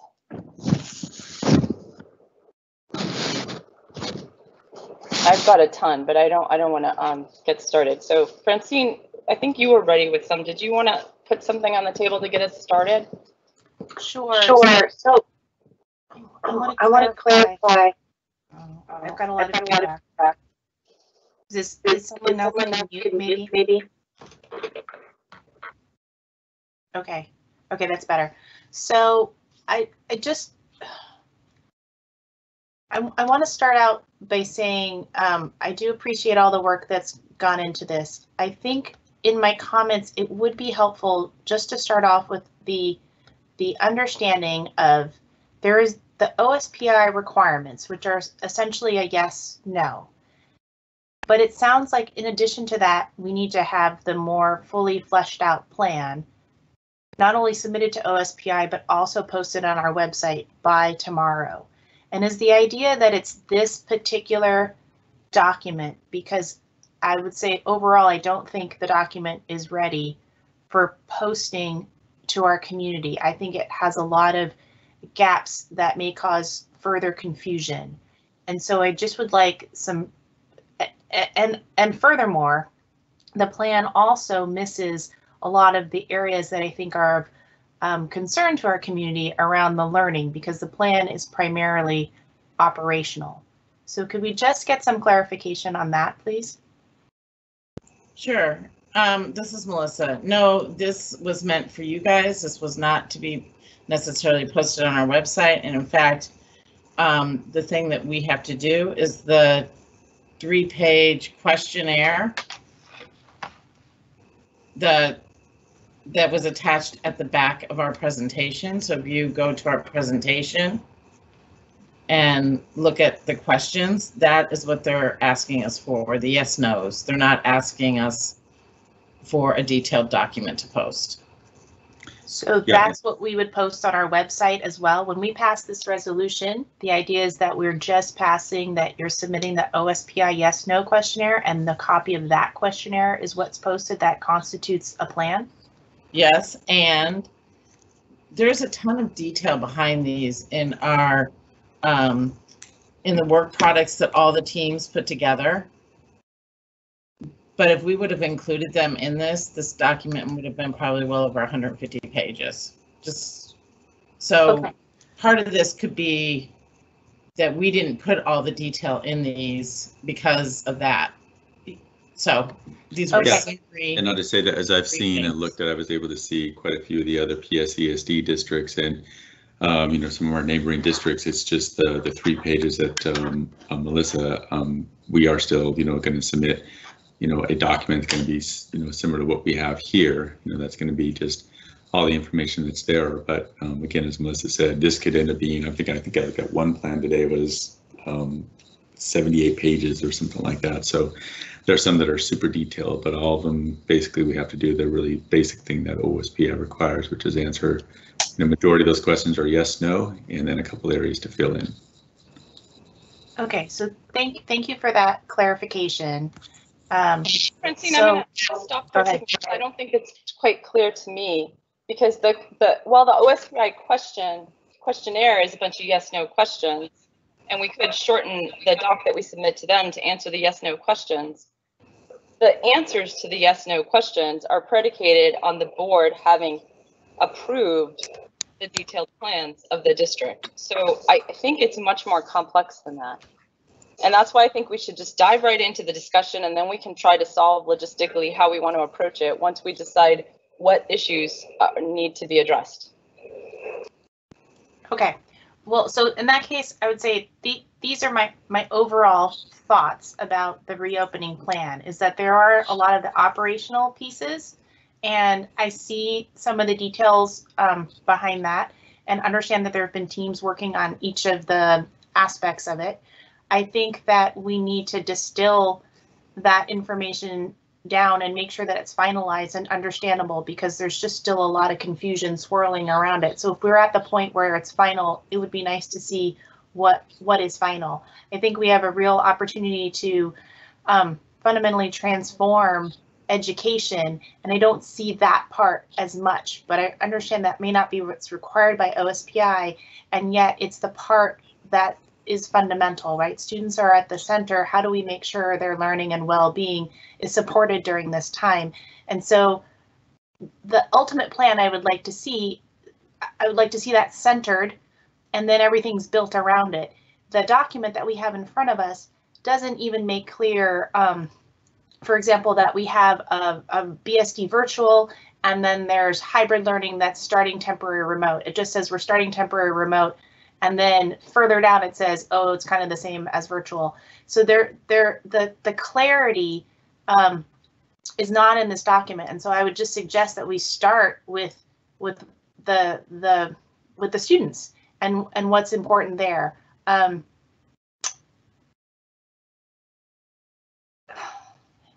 Great, let's do that. What's the first thing you want to call out? Because I think we each have our own list, and let's get started. Jump in. Okay, so I mean, the other main things is when back in July during the board meeting, when it came to light that we might start in temporary remote. I said repeatedly, that's primarily temporary remote. And what I see here is that we're starting basically completely remote, and maybe we'll have wave 1 of students coming in, some students that have been identified in September 17th.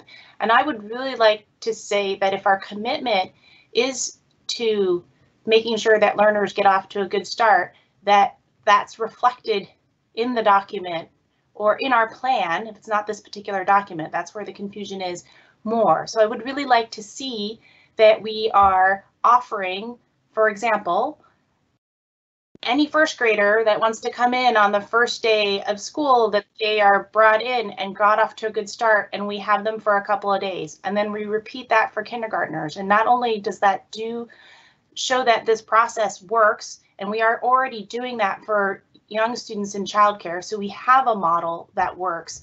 And then we actually do what we say that we're going to do, which is support our learners, get them off to a good start, and then we are supporting our families by communicating with them what the year is going to look like, rather than saying like maybe this might happen in 6 weeks or further down the road. I don't see the values that we articulated actually reflected in our opening plan. I do appreciate some of the things that were in the PowerPoint presentation. I think some of those, that presentation starts to have the basis that then could be presented, for example, on our website or distilled down in communications directly to families. So I will say, I do see a start there. I just don't see it usable in this particular plan. I want to clarify the comments that you're making so that we make sure that it's being addressed. I hear like 3 points that you are making. One, that the plan as presented to us doesn't reflect a clear understanding of the full schedule plan.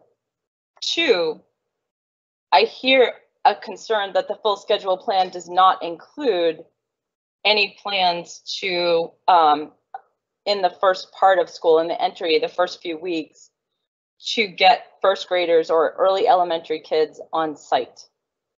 And 3, I hear the organization of communication for this material isn't really consumable. So are those the right things that you want to focus on, or is there something else you want to call out? I think it is. I was just trying to take a step back instead of just, going through particular things. Like I have lots of really small detailed things as well, but I was just trying to take a step back and say, like, these are the important things overall. Like I've expressed multiple times, I have real concerns about the schedule that's presented, especially for secondary, that there's no tutorial, there hasn't been real crispness on what 0 period, what happened to that and why we have a period 8. I know there's been some talk, but the clarity around that is still missing. So we have no tutorial. There's just, there seems to be some assumptions about which students are thriving and who isn't thriving in the remote environment. And I think that we can't make those assumptions. It's a different environment and we need to make sure that we're reaching all of our students. There's things around communication. There's lots of things, but I'm just trying to take a step back and say, like, fundamentally, like, what do we want to see as we go into this new or a better way of learning than we had in the spring? And so, like I said, I do see some improvements in that PowerPoint where we at least articulate what are the important elements of remote learning. But that focus on learning, I just do not see reflected in the plan. Okay, so a lack of reflection on learning in the plan. So then, are there others who want to echo that sentiment? I can pile on my related pieces to that as well, and then we can have the superintendent and team kind of address that. Seema, it looks like you've got something you want to add. Many things that someone else might need to mute.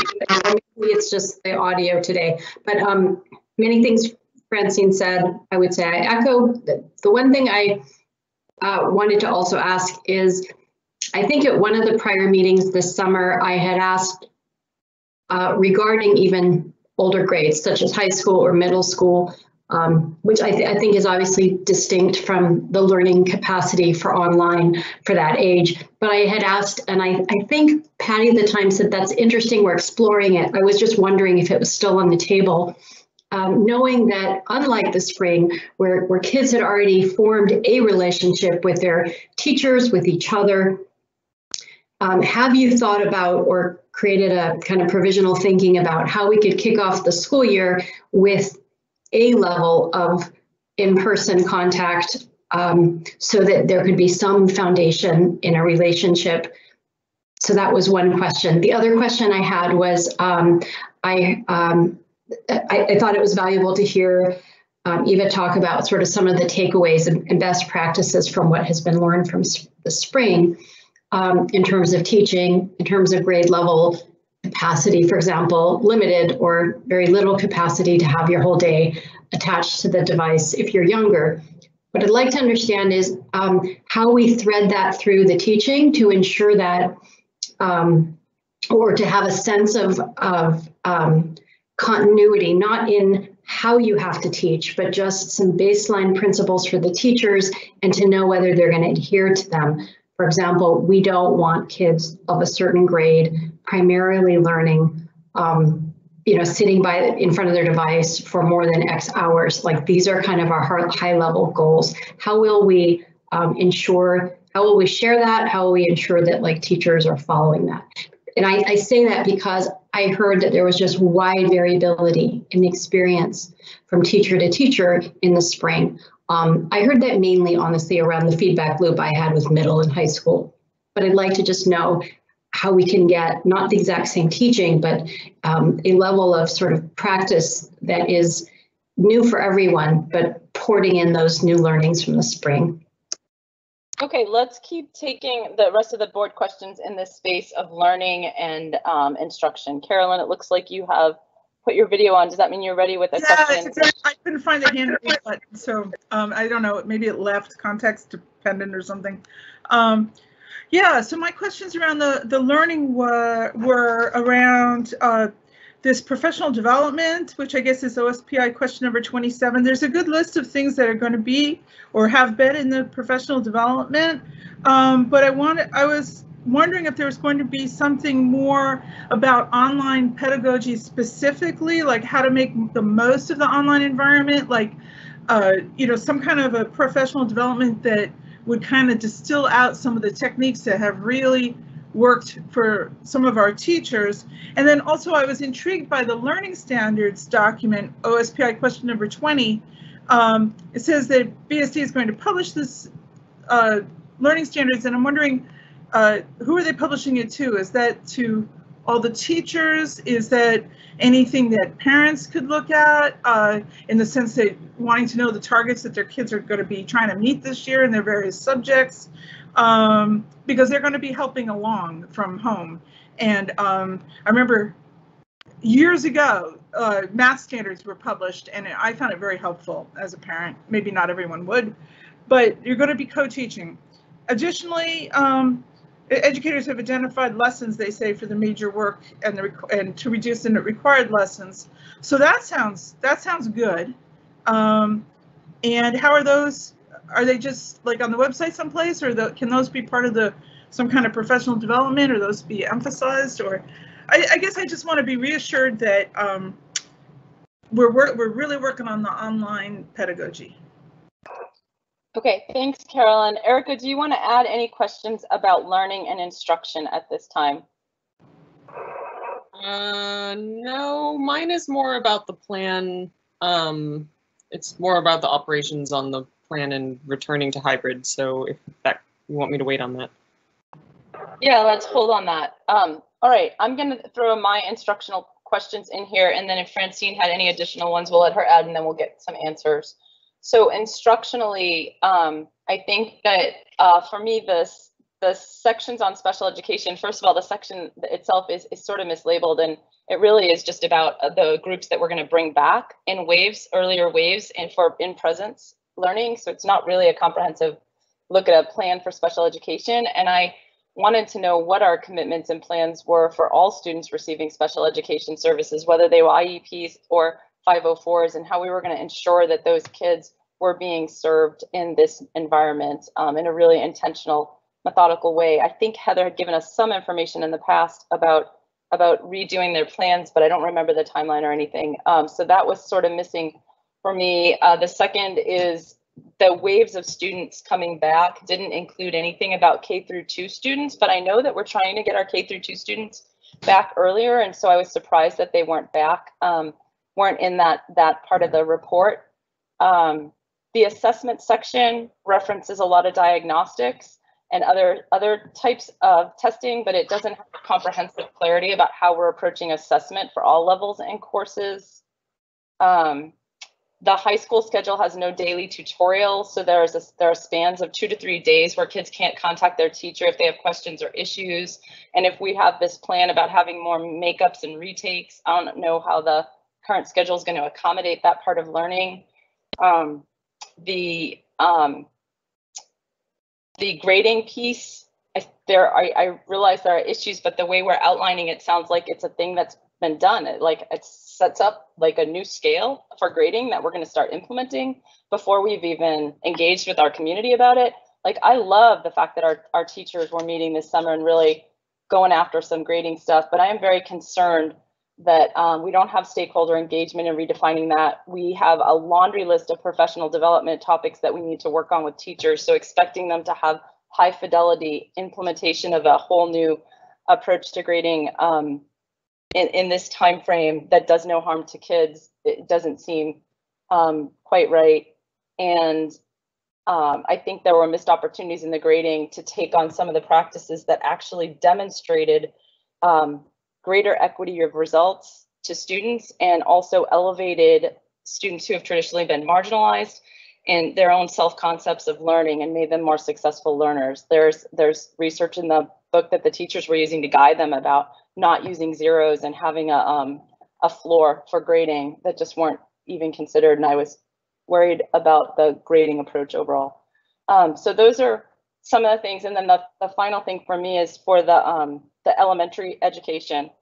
What I don't understand is we know from this spring that kids were having trouble focusing, and it was very hard, that kids from K through 2 and even older really did need adult or older sibling intervention to both engage and access learning opportunities. And I don't see any sort of acknowledgement of that in the timeframes and the plans for the schedules. I don't see a differentiation between the lower grades and the upper grades. So I just don't understand how we know for sure. I think it was sort of, I don't remember who was asking how we'll know how this actually gets implemented in a way that supports kids. So those are the ones. Francine, were there any other learning things you wanted to throw out on the table? And then we'll just let the district kind of go through those. Sure. I mean, I agree with Carolyn on the professional development. A lot of the things that you said, I did think that the one area in terms of saying, could we submit this to OSPI, was around grading, because I mean, that was some of my questions in the annual plan, still around grading. Again, I echo that. I think it's great that we're making progress towards equitable grading, and if we're going to put that in for this coming year, you know, what does that then mean in the annual plan that we're saying we're actually taking 2 to 3 years to get it done? So, so that, and then just with the learning standards, I just want to emphasize that it's great that we've identified the standards, and I really want us to know what students know, especially since in the spring we said there may be gaps, and those will need to be identified and addressed in the fall. And so it is the fall, so we need to be able to identify and address them. And yet the way this is written in this plan report, it says they've been identified. It doesn't say then how we identify what the students know, and then how we are going to support them when there are any gaps, and how we are going to make sure that we haven't lowered quality or expectations. The way it's written, it says they'll spend the majority of their time on the lesson level on a priority standard. And then there's some other sentence that I'm not sure what it's supposed to mean, but it basically says they keep spending just the time in those smaller group of of things. And it doesn't say we're going to fill in gaps. It doesn't say we're going to, you know, continue to make sure that they learn or if they're ready for more material. And so really, again, with learning, I just feel we are not supporting students in this plan the way that we would intend by our mission, vision, and values. And then that's compounded by a lot of things that Christine said in terms of recognizing that many students are going to face significant challenges, whether it's in how they're going to be able to access the information, the support that they have available at home, and then just we are asking them to be incredibly independent learners with the schedule that's provided, and how that plays into all of this as well. All right, so I think we've got an assembly of questions, and I think one of the interesting things about this is the district has done a tremendous amount of work behind the scenes. As Melissa pointed out, I think there were hundreds of people involved in the planning. There's way more details than are even crammed into this document. So maybe we can get some insights here and help uncover like where some of this has already been developed, where it hasn't been developed, and where how we can prepare to communicate this to our community and to OSPI and see if there's course corrections needed. Does that work? Yeah, I think it works, but I would just say that this is a lot of feedback tonight, and so it's a lot of pieces, you know, and so I think that I don't think we're going to be able to address it all. And I think, as we've said earlier, that this was designed to be like the 30,000 foot view of like what we're trying to do, and underneath all these are the actual work that we're doing. And so there's a lot more detail, but that's all, you know, within the operational space of the work that's been going on over the last summer and the numerous people that have been involved in this work. So this is just a lot of feedback. It's just what I'm going to say right off the bat. And so I would say that I think there's a number of things that have been addressed, and I don't know how we want to go through the list, if that's how you want to spend the time. But I think that for the essence of what's required for OSPI, it was a matter of 29 questions, 27 which are yes or no, and then 2 that are basically ones we had to provide information. That's the really basic part of what we needed to do for OSPI. And again, this attempt was to try to get more information at that 30,000 level around some of this is, and so there's a lot more information behind all of this, you know, so I don't think we'll be able to address all of that tonight. So I would also just say that we are still in bargaining, and so, you know, we have kept, you know, health and safety at the forefront of all of our conversations. And, you know, I know there's a number of ideas, you know, so the idea around bringing back first grade students and kindergarten students on the very first day, you know, may sound like a good idea, but that's not what our plan is right now. And so, you know, we have worked very closely with our association. We will continue to work closely with our association. And so we are, you know, putting the health and safety of our, you know, really educators who are going to end up being, you know, our first responders, our essential workers on the line. And so we committed to working initially with our students who receive special education services, and that's our way. And we've got to do that in a really good way so that we ensure that we do not have this spread of the virus, you know, happening in any other way. We also will be starting up childcare, and so we got to make sure that that's operationalized at a really good level. So there's like 2 things going on right there that are going to be really intense, and so we want to make sure that we do this right. We want to make sure that we do this in the best way possible. So I think that's kind of just an initial kind of high level, but I mean, if you want to put out some of the other questions, you know, we can definitely start going through them. But I think the essence of it is going back to what OSPI asked us to do, which is, you know, answer those questions, which are binary, and then the information that was there, which is what we shared at the August 5th, that really probably just needs a little bit of tweaking right now because we haven't gone back to that document, you know, and then the rest, you know, we can take the feedback and, you know, end up, you know, creating a document that is, you know, much more robust and has all the information on there, with the warning that it's going to be a very long document. So I think it's less about, let me clarify a couple things. I don't think it's so much about whether or not there's some big comprehensive document. We need to have digestible information for our community to understand what the back to school plan is. I think Erica alluded to the fact that she wants to understand kind of the trajectory and the transitions between the different phases and the different pieces. Folks are wondering what's happened there was talk about doing some things for the younger grades early, and then it wasn't included in this document. So I think it's important to understand what happened to that.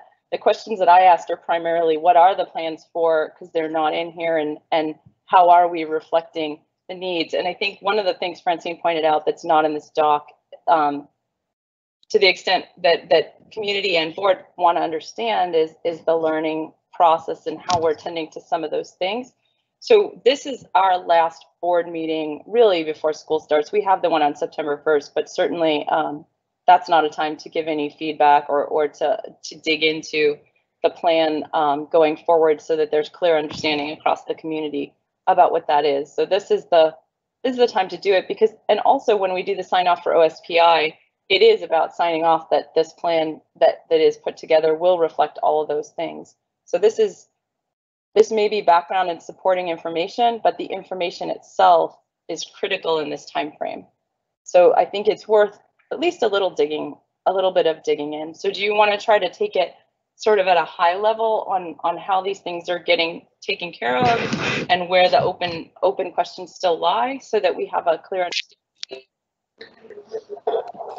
I just wanted to pipe in.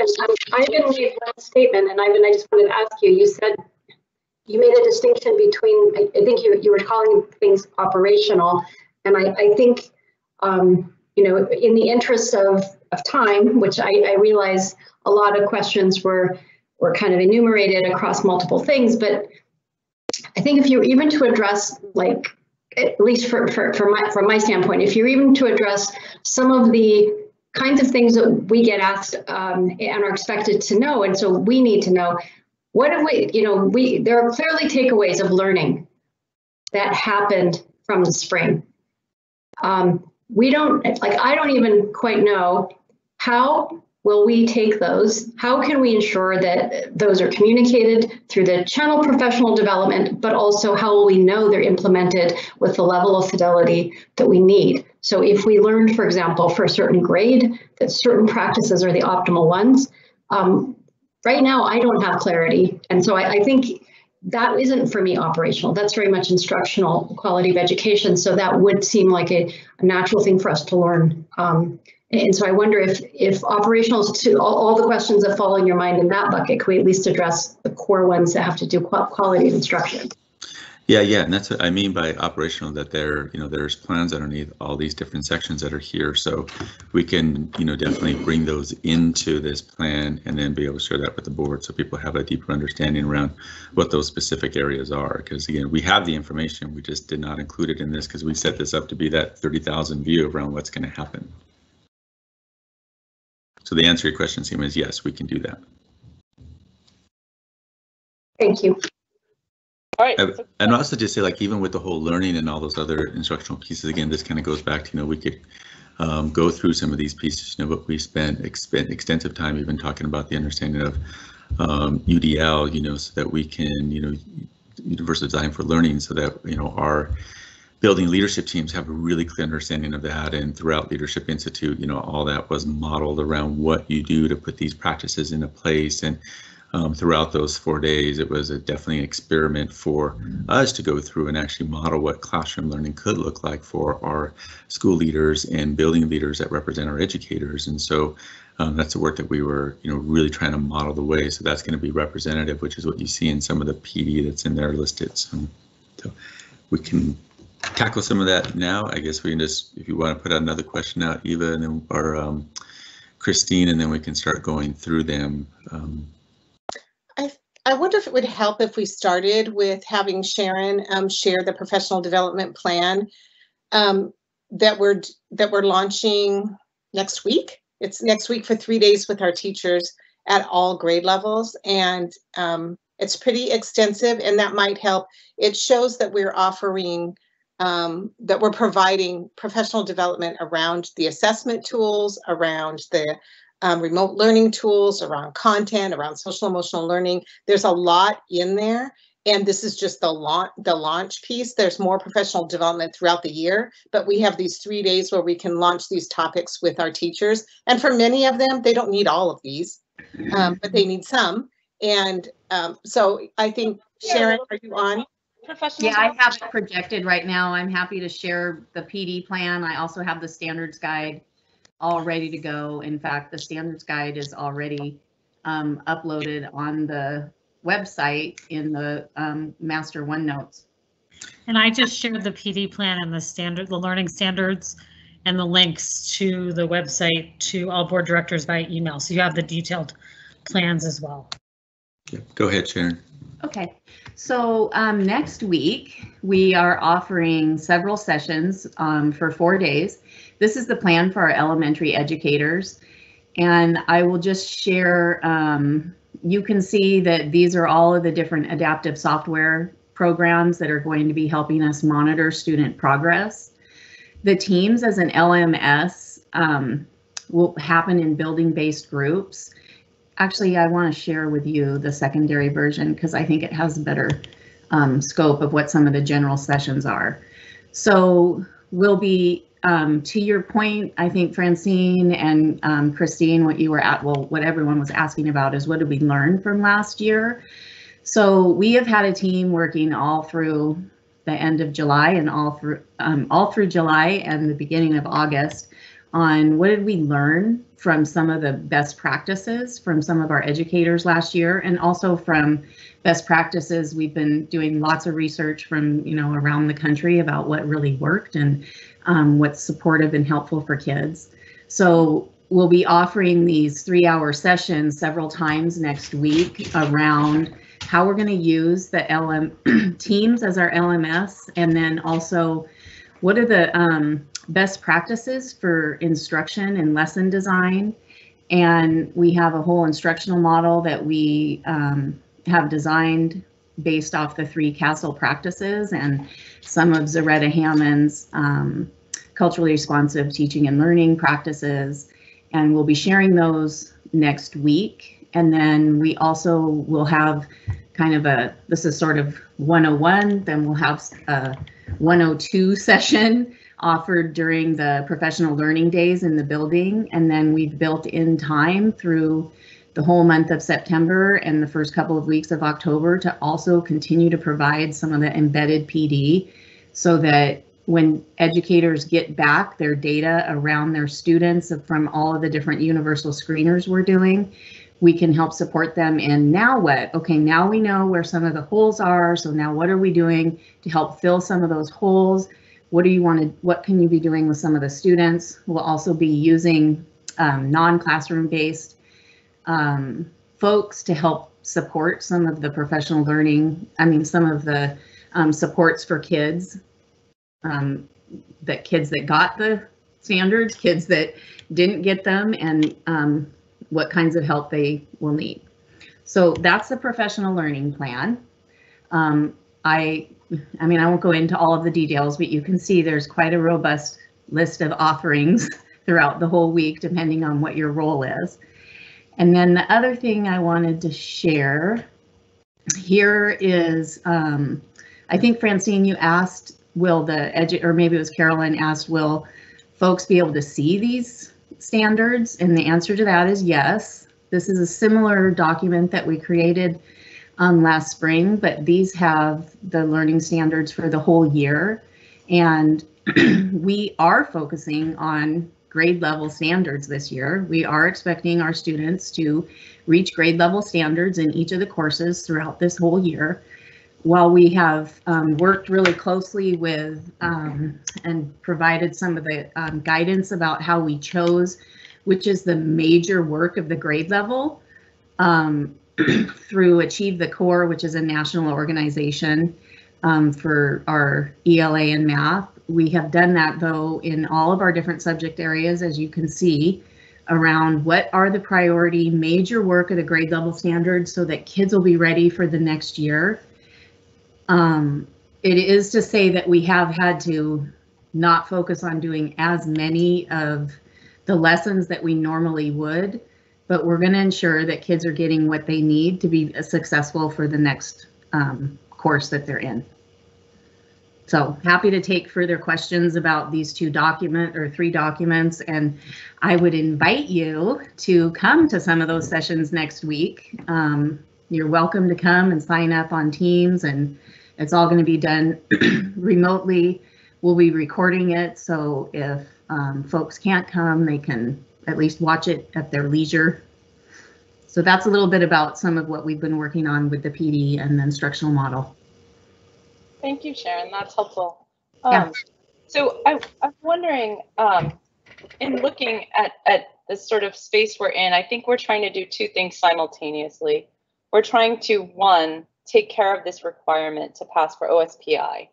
And I wonder if somebody, like, have you guys already filled out the OSPI checklist form, which actually serves as the plan? Yes, that was what was shared on August 5th with the board. I think it's may need a little bit of tweaking on there, Melissa. I don't know if we fixed all the way, but that's what was in there. I think that. Yeah, it needs some additional sections. I was waiting until we got approval from the board before I went through and wrapped that whole thing up. Yep. So what we shared on the 5th is just it's just the simple, because again, per what OSPI put out, it's the requirements are, to adopt a reopening plan, through the school board resolution and the planning template to be used, and filed with OSPI within 2 weeks. And then the planning template consists of 29 questions, 27 which are binary yes or no attestations with no require for supplemental information. And then the other 2 do require some. Yeah, so I was thinking, I'm trying to think, like, so we are talking about that, and then we're also talking about what's our reopening plan, how are we communicating it to folks, and how are we taking care of kids? And I think that the two are coming together, and OSPI's requirements are very, in some ways, lightweight. So the only thing that I feel like the report that we had didn't answer clearly on the reopening plan questionnaire was the question about grading, because in the way that our write-up presents, it almost implies that we're switching to a 1 through 4 grading scale for high school or for secondary, and I don't think that's the case. So I think question 17 needs clarity of an answer. I don't think we've successfully answered question 17 with clarity. So it would be good to know what the answer to that is. And then I wonder if we can just separate these two things and just take care of this OSPI business, and then go ahead and have a discussion about where we're at on communicating and finalizing the back to school plan. So, because we get a lot of questions from families who want to understand things, and we can answer some of them with the materials that are out there, and we can't answer others. So clearly you're getting a lot of the questions we can't answer. So yeah, we separate those two. Christine, just real quick, this is Felipe. I agree with what you're saying there, and I just, for the board's edification, I want to make sure that is the appropriate and the format that should be applied from my perspective in this context, because the resolution that we're looking at addresses the mandatory requirements as identified by OSPI and as answered by the district regarding those OSPI framework questions. Yeah, I don't think we should be passing the plan, because I think passing the plan, there are a few things conflated in that. The plan as presented almost implies that the board is passing the operational details. The board is giving some input on like long-term direction and outputs and expectations of quality and direction of the plan, but we're not making the plan. That's what the district is working with all of these partnership groups to do, and taking feedback from the board on, etc. Is there some way we can distill this quickly, almost to the checklist version? And can we get clarity on the one thing that we don't have clarity, so that when we take a vote in a minute or two, that we're just voting on the essential piece, and that we can have a conversation about the other items, but let's just vote on the essential piece.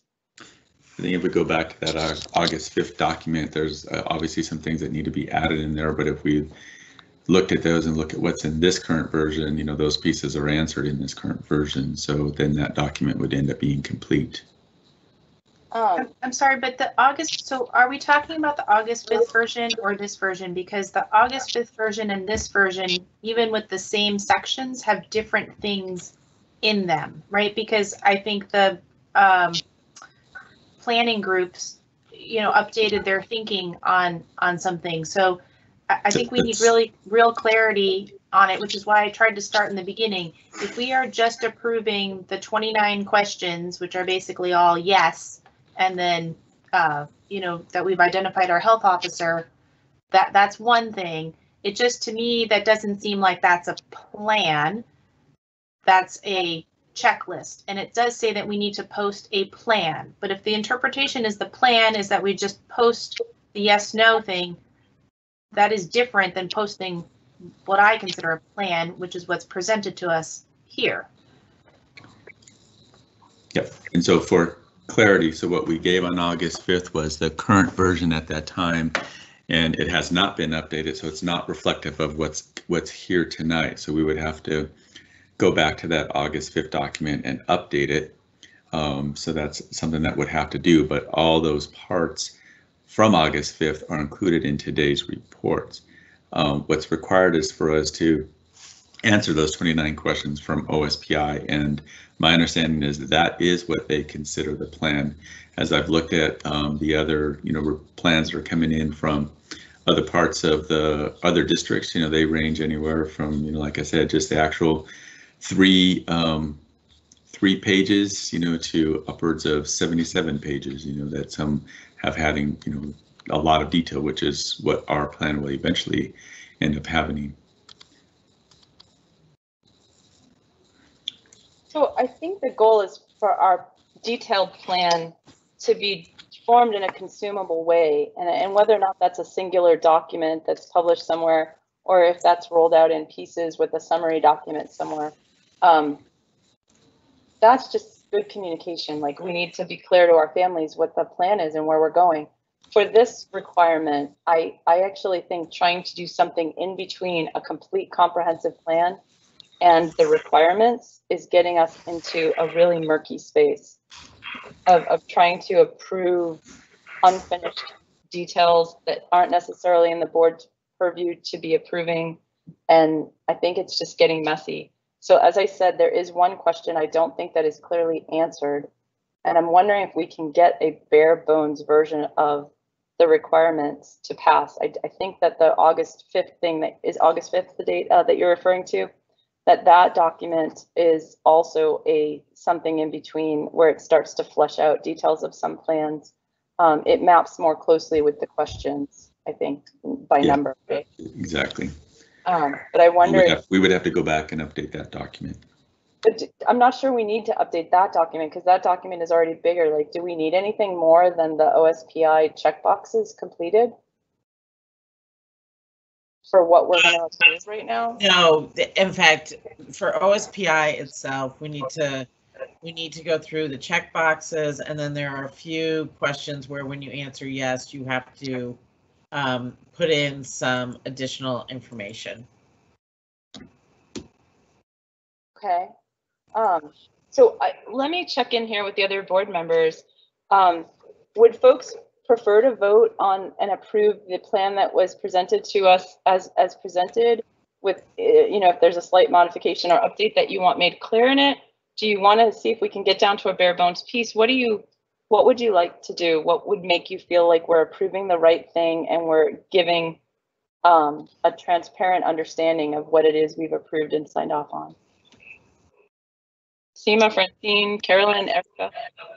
I'd like to hear from Phil. I mean, I just want confirmation. It sounds like, at least what I've been said is, all we are approving is essentially what I will call the checklist of OSPI, rather than approving the actual foundational, the details, I'll say, of the soup to nuts foundational plan that informs the ability to answer that checklist.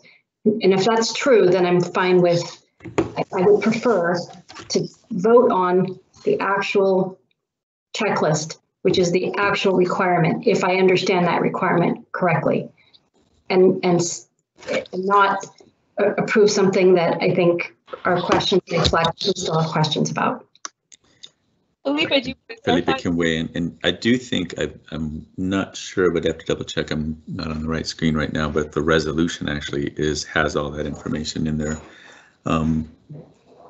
Yeah, and it is attached, so I do believe, Felipe, you can weigh into that if that's the essence of what we have to get passed. That, from my perspective, that's accurate. That's correct. OSPI sets the baseline. They care about their mandatory requirements regarding the educational and additional expectations and health requirements, but school boards are free to develop a more robust plan on top of that if that's what you choose to do. OSPI's focus is on their 29 issues and that those are responded to, and in without speaking on their behalf, my interpretation is that to them that means that that is your plan, and if you have that plan, then you're good. Yeah, so let me be clear. I'm going to read the sentence here. It says that the Bellevue School District Board has reviewed and hereby adopts its reopening plan for the 2021 school year, which addresses the mandatory health requirements, statutory education requirements, and additional expectations as identified by OSPI official guidance. So that's the statement that we're voting on. And I think that if we vote on it in absence of a document that has only those items in it, but has a whole bunch of other stuff that we still have questions on in it, I don't know that I could vote to approve that right now. That's what I'm trying to understand where the board is at here.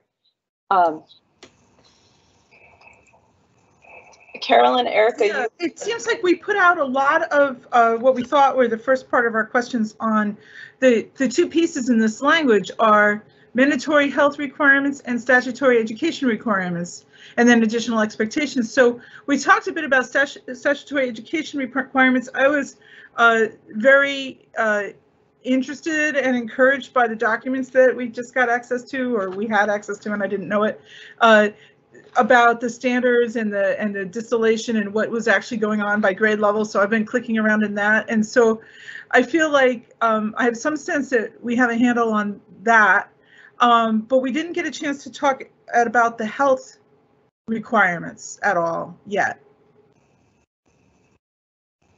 As part of this process. We can answer some of the health questions. That is fine. Hold that. But as far as voting goes, do you want to vote on the plan that was presented, or do you want to vote on a pared down checklist? I want to vote on the checklist, but I want to make sure I'm not misunderstanding anything in the checklist. And you said there was one thing that you felt needed more clarification, and I'm just saying, since the checklist has these health things, I think we should discuss a few of the health things. Great, thank you for that. Erica, do you want to weigh in a little bit here? Yeah, I don't have a strong opinion about approving either the document in the board docs or the pared down checklist, as long as it is made very clear that what we are approving is the OSPI requirements and not like the Bellevue School District's back to school plan, as our community would understand that. It's the bare minimum. Everything that has been discussed today is around like, what does school actually mean? And that's what we as the community members and our community would think of as the back to school plan. And they'll have everyone, our community would have the same questions we do. And so I don't know, like I understand the OSPI calls it the back to school plan, but I don't like that language. I think that's going to confuse everyone. So if we can get away with calling it something not that, I would like that, but I don't have strong opinions about what we do. Yeah, and Erica, and that they in the resolution, if you look at the resolution, it's called District Reopening Plan, and on that part, it really just kind of captures the essence of what has to be approved, which is the mandatory health requirements, the statutory education requirements, and the additional expectations that are, listed in the guidance. So that's kind of the essence of it. Is it possible, Ivan, while we continue this conversation, is it possible for somebody to actually take care of checking the boxes and completing that form while we're talking, so that we have an option to use the bare bones form if we want to vote that as the approval, and then this document can serve as more of a communication about progress made on a whole bunch of different fronts in kind of going back to school, but not the reopening plan, because it's not the reopening plan because it's missing a bunch of stuff and a bunch of things in it are not finished yet. So it's unclear. It doesn't, like Erica said, it doesn't convey many of the things that our community will have questions about in a reopening plan. So we don't want to give the misimpression of that. So if we could get this other document taken care of, then maybe we just take care of that. And then, these other things are just questions that clearly we need more communication and understanding of. Is that doable? I do think it is. Melissa, you have it, right? Well, I've got to get it off the web. Yeah. It's an active live document on the website. So it's a survey, and like when you answer one thing, then it goes to the next. And pops up stuff and yeah. Yeah. So I can probably find it and. So I wonder though, Melissa, from that August 5th document, if we just took the things that are in this current version from today and pasted in that document, because does that capture it? Francine, you're muted. Francine, if you're talking, you're muted.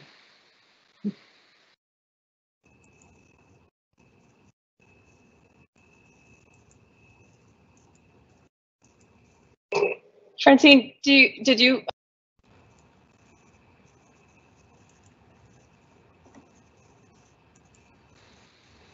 You guys are all muted. Can anybody hear? Well, I was muted on purpose. Yeah, I was muted unintentionally. I thought I clicked it. So Francine and Seema, let's just hear from you. It sounds like the thing we need to do is vote on something that is unambiguously not a partial plan for reopening. That is clearly a what we have to approve. But that's my impression so far. Francine and Seema, can you weigh in?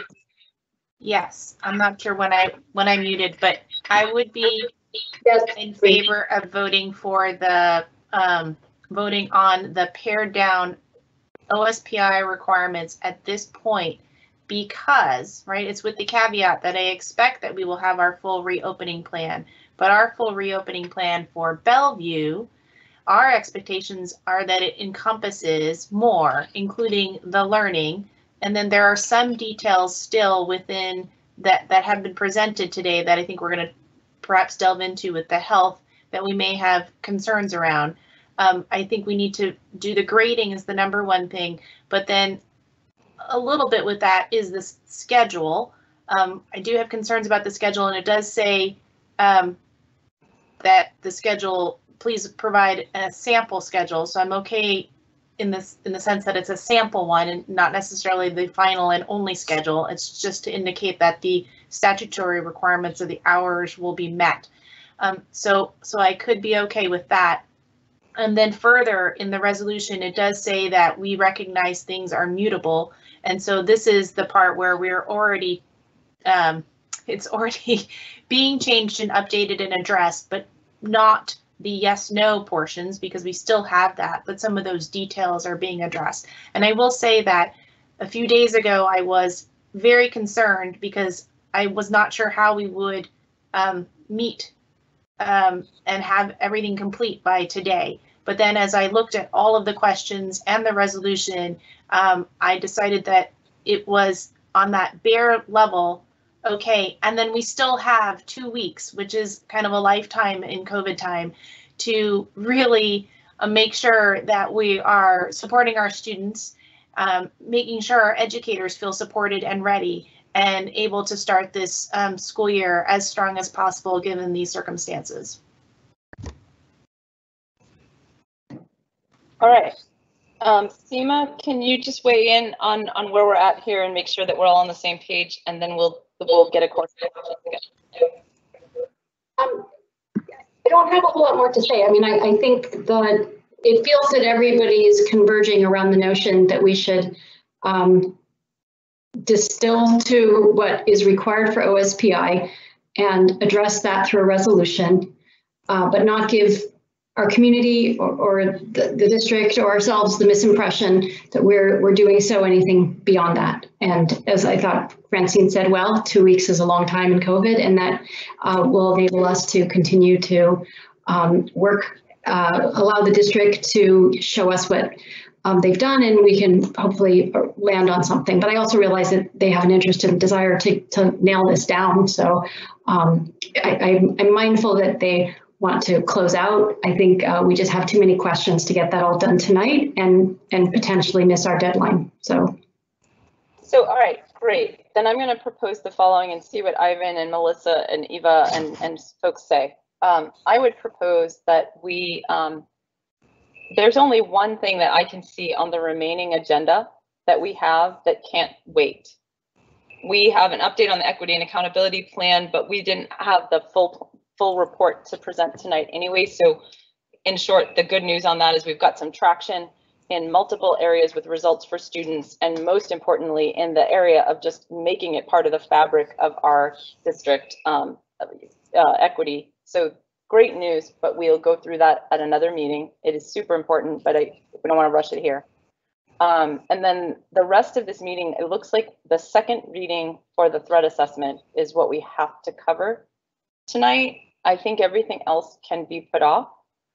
And I wonder if we should do that while Melissa or some subset of the team is able to just get the form in order, and then we can present that electronically and vote on it. It might be a way to do things.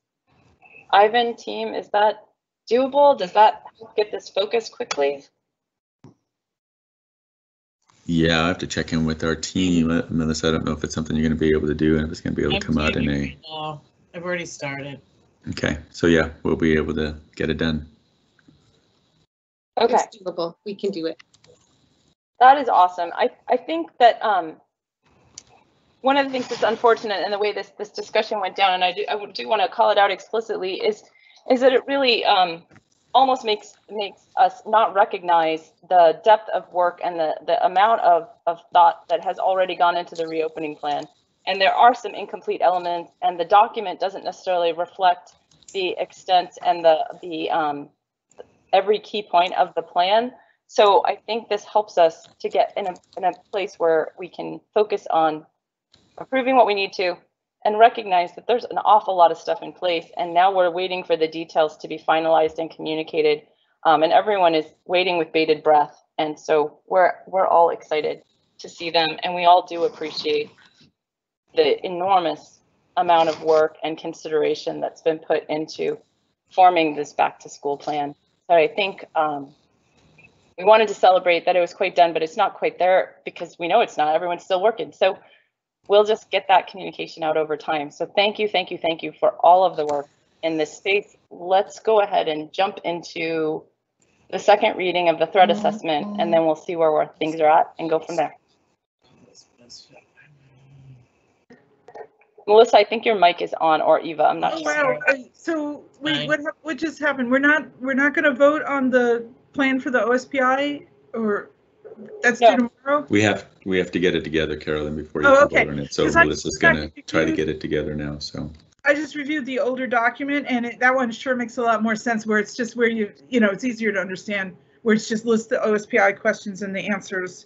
And I had two questions, one on question 6 and one on question 11 of the OSPI document. Carolyn, then why don't we get answers to those? Let's do that. One is really simple, straightforward. Question 6 is talking about the high-risk employees, and it makes a reference to age. And I was just wondering, what was the age that we used to declare somebody high risk? Let me go ahead and tackle that. The CDC has actually removed a specific age reference. Yeah, I noticed that. That's right. What I was wondering. So there's no longer a specific age reference, but rather it is more of an underlying condition. And then the guidance is as people get older. So we really are reliant on the individual employee and their particular conditions. So we've been doing work with each employee to kind of ascertain where they are. Okay. All right. Yeah, it's just funny. I just thought they didn't give an age, and so I just wondered what we were using. And then the other one was on question 11, the schedules, which is where I might bring up the thing where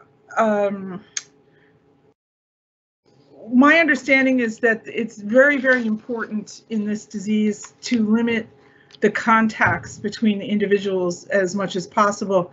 And some experts have recommended cohorts, and a couple even came out and said that they thought hybrid schedule is going to be extremely difficult for this. So my question was, what are we doing to make sure we're limiting the total number of contacts that our students have in their schedules, like meetings, like opportunities to interact with other students, like those are like minimized, unfortunately, because of the virus. I think that falls under number 11. Patty, do you want to talk about what your team? Sure, happy to do that. Thank you. So school operations has lots of minutia about what happens during the regular school day. And what I really just want to know is, are we cohorting? And if we're not cohorting, why are we not cohorting? Right, good question. So we are definitely cohorting at elementary.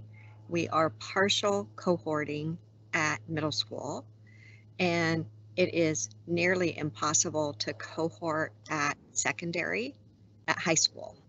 So you'll see why you see other areas that have shifts in practice, such as school visitors, right? There's a lot of different parameters, such as drop off and pickup, such as even like break time and recess, how we are trying to keep groups of kids with the same groups at all 3 levels.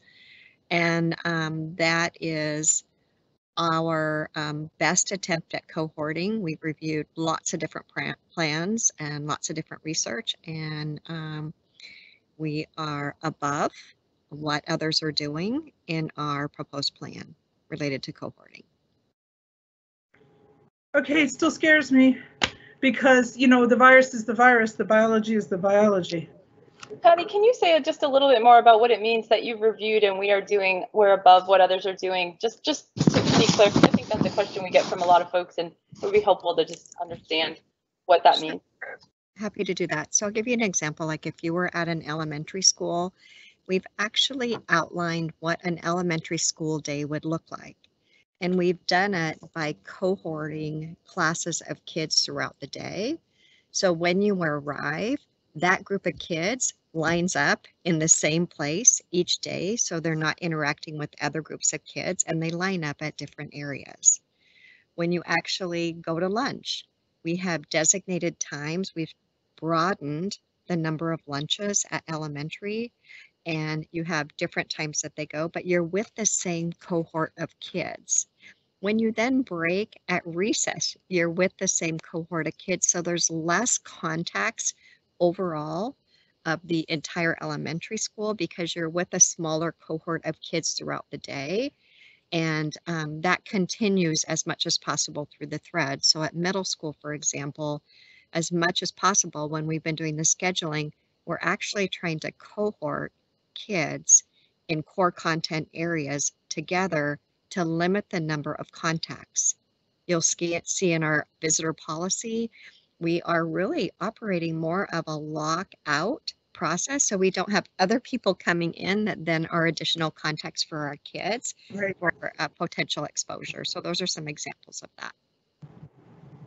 So it's good. It's good at elementary, and it's you know, trying at middle school. It just does frighten me at high school because even though it's impossible to schedule and there's all these difficulties, it just they're even more vulnerable to the virus than the younger kids, from my understanding. Yes, that is accurate, and that is why a lot of the literature talks about when you do transition, you transition first with the younger kids versus trying to transition everybody real time all at once, because you do have the older kids are more vulnerable, similar to some adults. So that in essence is accurate. And we are aware of that, and we are developing scaffolded plans that address that. In high school, it's particularly challenging because it's not like you can assign one teacher to teach all the content areas. It's all based on endorsement and certification of who's qualified to teach what particular classes. So that will look different, and it will be a more scaffolded transition. Thank you so much, Patty. That's really great information for us to have more on. Appreciate that. Are there any other questions? I think we'll get the grade question answered when the form comes back. Are there any other questions that people have before we move on to try to tackle the policy piece? I just wanted to get a clarification. Patty mentioned partial cohorting for middle school. Could you expound on that, please? Sure. We're building master schedules, and we work on that every day. And as we build master schedules, we are looking if we have cohorts of kids that we can put in potentially a block class. When you do a block class, you have limited exposure and less contact. So you might have a group of teachers that are seeing the same group of kids in social studies, in ELA, and in math. So now you just kept that group together potentially instead of having them in 3 separate additional cohorts of classes. That's happening. Right. We're working on that at the middle school level right now. And so so I understood the concept. I meant more is that I can see it pretty easily for 6th grade. But are we also looking at doing that in 7th and 8th grade, or and it sounds like it's just maybe a couple of core classes, but then students would still transfer around for electives. We're not building, say, the cohort around a particular elective, and we put those students together so that they actually have a longer block together, or it's just around the cores.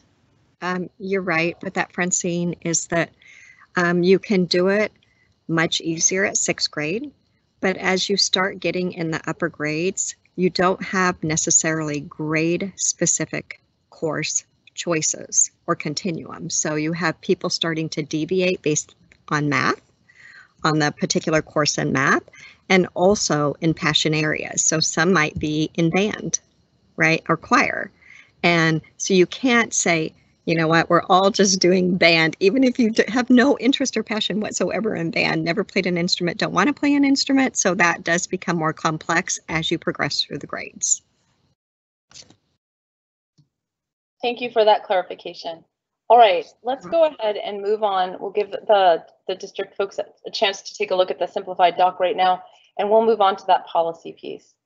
Who's going to introduce that to us? Is that Francine? Are you driving that conversation, or who's driving that? Sure, I can. And then Erica, you want to just chime in. So thanks for considering this as our 2nd reading. We did the 1st reading last time at the last meeting. You'll see at the bottom, we put just lost the document. We put the feedback that we received there. It's in yellow. And we addressed each of them. So we clarified the list of possible threat assessment team members. We did that, so you can take a look. That's in blue, I believe. Hopefully it's the same colors on your screen. No, sorry, it's in yellow as well, under structure of threat assessment teams. We clarified them. We called out specifically certain additional staff, such as equity specialists or coaches that might know the student well and be an important member of the team to provide context. And then we added a sentence in around closing the loop so we could make sure that there was follow-up communication. So we identified, since the executive director of schools will be involved in the process early on and they would know the different people involved, brought them in. We added additional information about doing an internal review, so not just reporting what was required to OSPI, but identifying things that we thought were important for our district, and to make sure there was an equity lens used with the process, and having that done at least annually. Just for context, there are generally around 20 to 30 of these a year, so we thought that was enough time to have enough data to review overall with the equity lens. And then there was some comments about consider inclusion of the student or family in the threat assessment. We reviewed what was written and we thought that was sufficient, so we did not add anything then. We did confirm the critical criteria. We did some grammar review. And then there was one other piece that's not listed there, but there was some question about the wording of the language and whether it was policy enforceable. So you'll see that in the first, let's see, it's actually the 4th paragraph where there's a lot of blue, and then the last sentence or so has a bunch of edits there, and that was just to make the language more policy enforceable. So saying, rather than just talking about the results of the threat assessment, how they would be used and how we would support them, and then specifically citing policy 3241, which deals with student behavior corrective. Oh, there's a typo there. It's not answer. Corrective action. It shouldn't say corrective answer. Corrective action and or intervention. It's that policy is cited later on in this policy as well, but it is the one that is most relevant to this entire policy. Erica, is there anything else that I missed? I think that pretty well covered it. Skimming it. Any questions?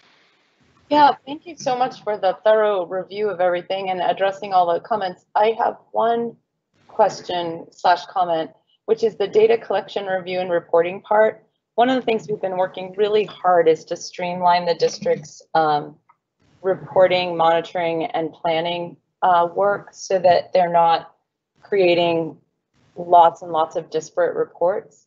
Is there any way that, as written, we could consider this as something that would be included in 0130P so that this is not a separate procedure and another report about an equity lens on something, but that it would be part of our equity and accountability reporting and monitoring? Maybe as written it works, and if not as written, could we make a small change that points this into that one space so that we don't create new reports and spaces? Sure. So we could strike the words and say further the superintendent will provide oversight and use an equity lens. The reason we had procedures there, and we did have some discussion around it, was that we did want to make sure that the review was conducted by had additional eyes on it rather than just the people who were originally involved, right? So to have oversight and to have a check process needed to have others involved looking at the data. And so that was why we thought that there would need to be some procedures, and we would leave that open in terms of who would be best suited to that. So if it fits under 0130, that's fine. I'm just not sure. Could you just add a sentence at the end that gives the option that says this may be conducted in conjunction with or as part of the annual equity and accountability review? And that way, if they have to develop procedures, it can be done in 0130P. There's a clear link to the other document, and it's not creating a new thing. Well, could that just be the procedure? So Ivan, could you just in your procedures reference 0130P and say we will use 0130P as well as, and then designate those that would be involved in providing the oversight? Go ahead, John. I was going to say, Doug James has drafted procedures, but I think that's something that can certainly be included in the procedure of this policy. Then I think there's a nice through line to 0130P. Does that address it, Christine, or do you feel like we need additional? It just seems like we could leave it open so that as long as that option is there. All I want to do is make sure that we're not creating additional heft in tracking of reporting and progress monitoring. One of the things that came in our workshop on Monday was the importance of being sensitive to how streamlined we are about reporting, so that it doesn't become the progress monitoring task itself doesn't become the work, and that the work stays the center of the work. So the more coordinated I was thinking we could keep this, the more respectful we would be of the district staff's time and focus. But if if this works for them, that's fine. It doesn't, not for me, it's more for them. I don't see that just including the word procedures necessarily means 3225P. It could just be any other procedures as well, as long as it's included. That's my opinion. But any other questions about this? Yeah, and just as a note, because it doesn't say, usually at the end there is a line that says the superintendent shall or designee shall establish procedures for this entire policy. In this model policy, it doesn't have a line like that. So we now have established procedures twice. That isn't necessarily 3225P, but there is a 3225P, and it's there is WASDA model. Doug has reviewed it. The committee also provided some input, and that's being fine-tuned. It is very much in line with what the policy says. It just defines the types of threats. It reiterates calling 911.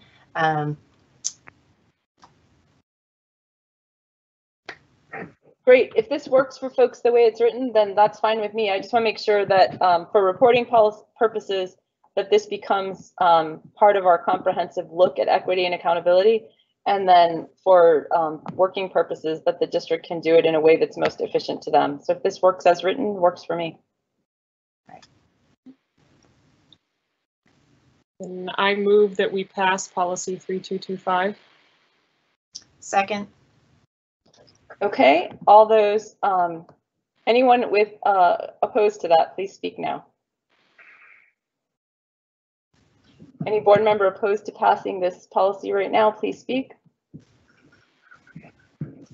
Okay, then this policy has passed. Thanks, everybody. Yay. Thank you. Okay, let's just do a quick check-in back with Ivan on where are we at? Yeah, she's not done yet. She's still working on it. That's fine. So I think, are there any other core? I guess one wondering just what we're going to do with the annual plan at this point. Christine, do you want to take any other comments on the reopening plan that was presented? So I just have a few further comments or questions more on the operational side. I can just ask those questions. Yeah, I'm done. I am done and ready for you guys whenever you're ready to look at this. Okay, let's thank you, Melissa. That is awesome. Let's go ahead and get the other core questions out from folks, and then we can go ahead and take a look at the plan. Erica?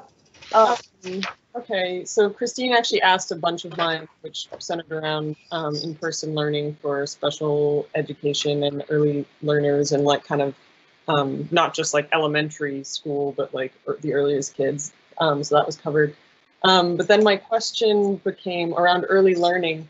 Is there any point that we see being able to offer tuition-based preschool for our families? I know that we're offering it for the ECAP kids, but for families who are enrolled, who are not ECAP and who are planning to pay tuition to have their children in our school, in our school-based preschools that we're told we are not offering preschool.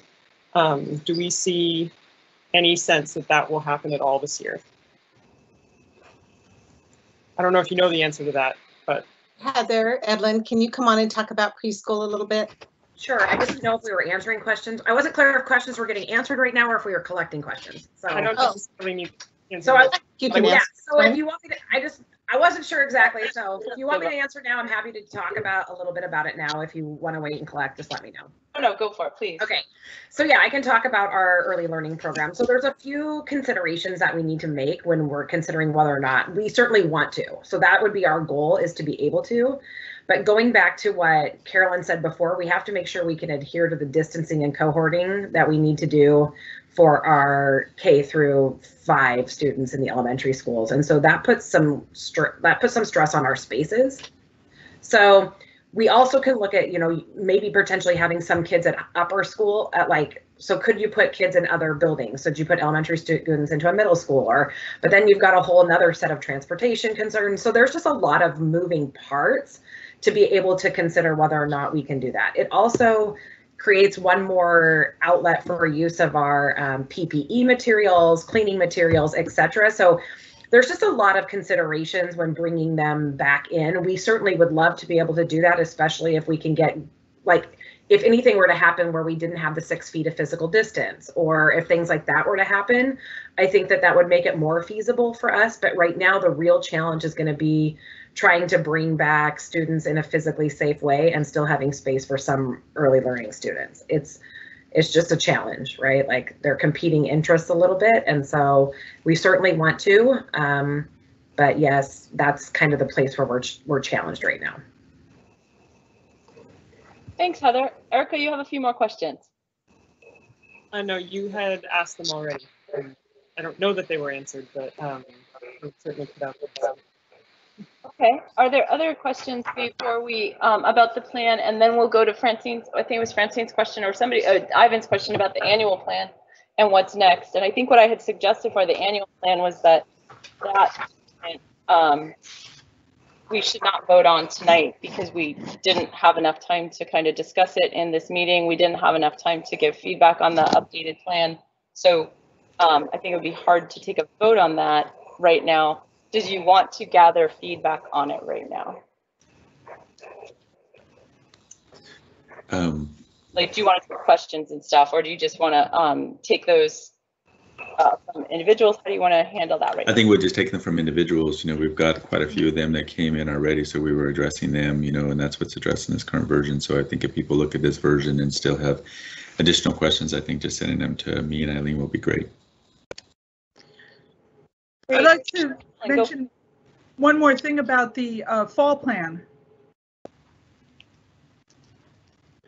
So our fall plan, the more expanded one, we don't really talk about standardized testing, which is a topic that's on many families' minds. And I would like to know or have it explained to the public about how we might offer the PSAT in late October. We might be back in school in late October. It's not safe for us to offer the SAT, apparently.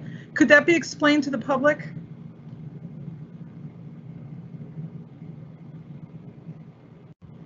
Carolyn, Yes. that's a good question. Oh, thanks, Yeah. Ivan. Yeah, Yes, we can explain that. We can explain that to the public and help them understand that. That's definitely something we can do. No, now. I mean now. Okay. You want us to do it now? Yeah, they're Okay. listening. All right. Patty, Naomi, do you guys want to chime in? Hi, thank you. I'm happy to chime in for parts of this. The team that has been working diligently to be able to meet the needs of our community when ready from a physical distancing and from a health perspective, we're not yet near the threshold where we can anticipate bringing in young adults into our system when we prioritize safety and health. So we're looking at the secondary at 25 to 100,000, and we have to look not just in our local community, we have to look in the broader community, as many of our staff do not live in the immediate community of Bellevue and or King County. They drive and commute.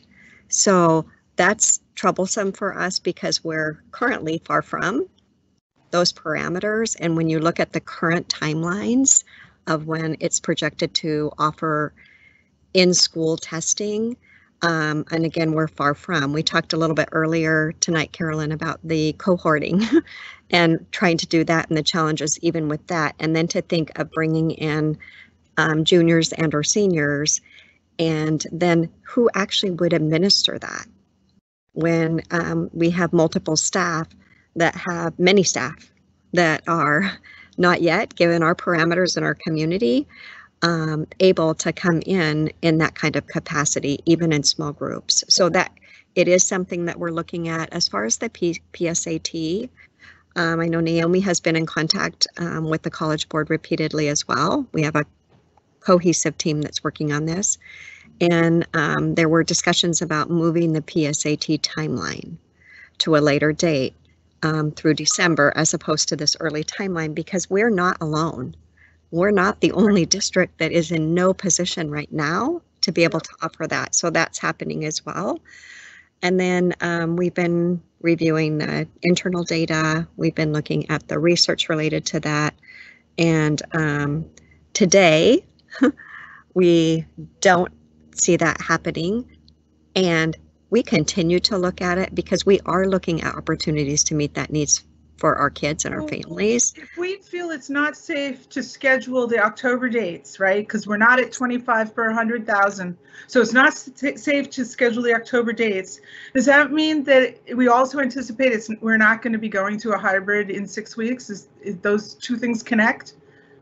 Well, you heard earlier, where it's a little too early to tell, and it is not in our favor as of yet.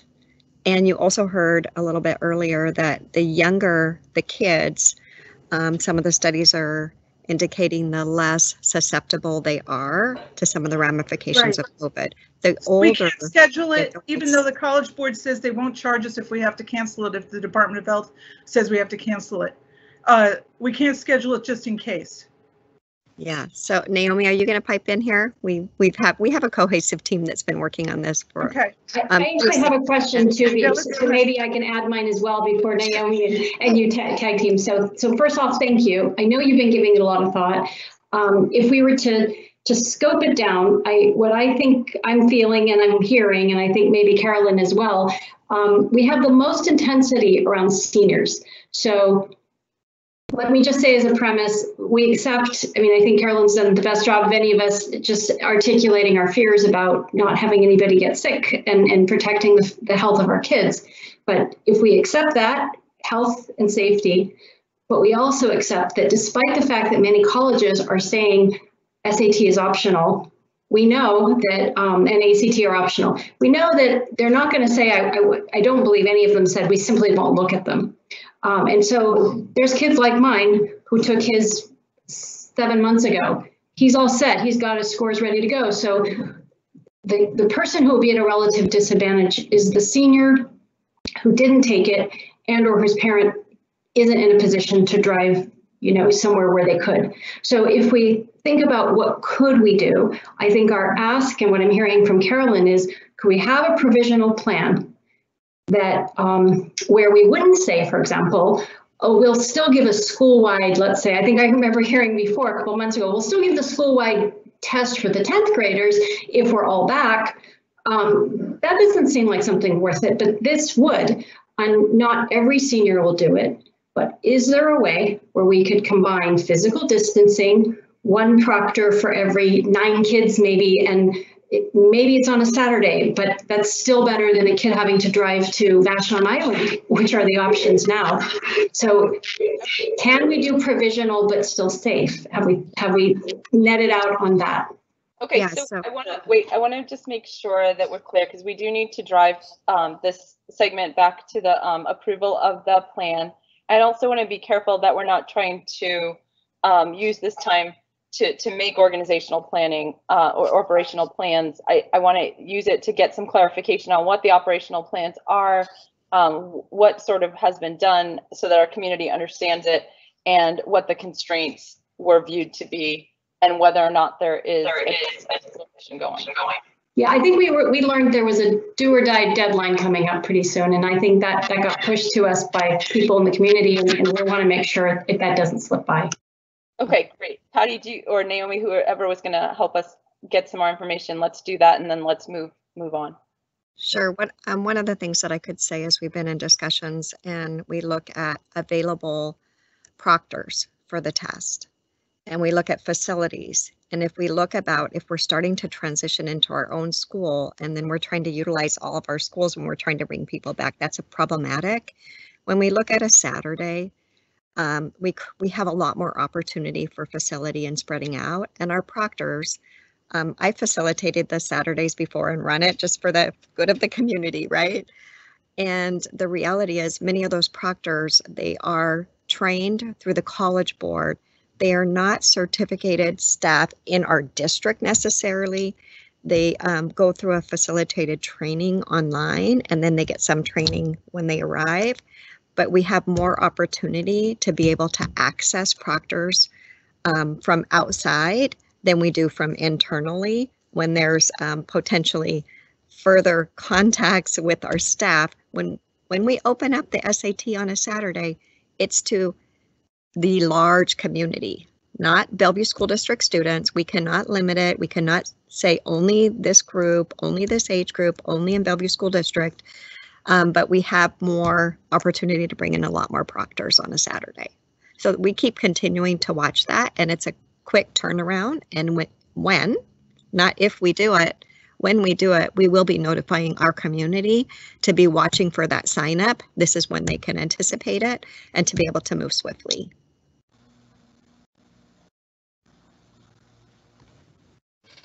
So can we summarize and be like super clear for the community? We're not going to be able to do an in-school one because I'm not sure, and we might be able to do a Saturday one sometime. Yeah, thanks, Naomi.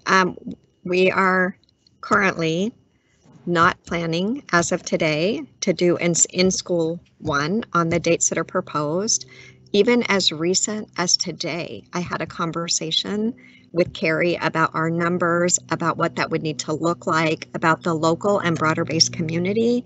And we are far from, in essence, by making that public that we may do one, some people that could access it outside in a more rural area, then eliminate that as a possibility. So we're actually preventing them from giving them hope, when hope right now is not the best strategy given our numbers. And then we have some other data. I don't know if that's, Naomi, do you want to talk about that?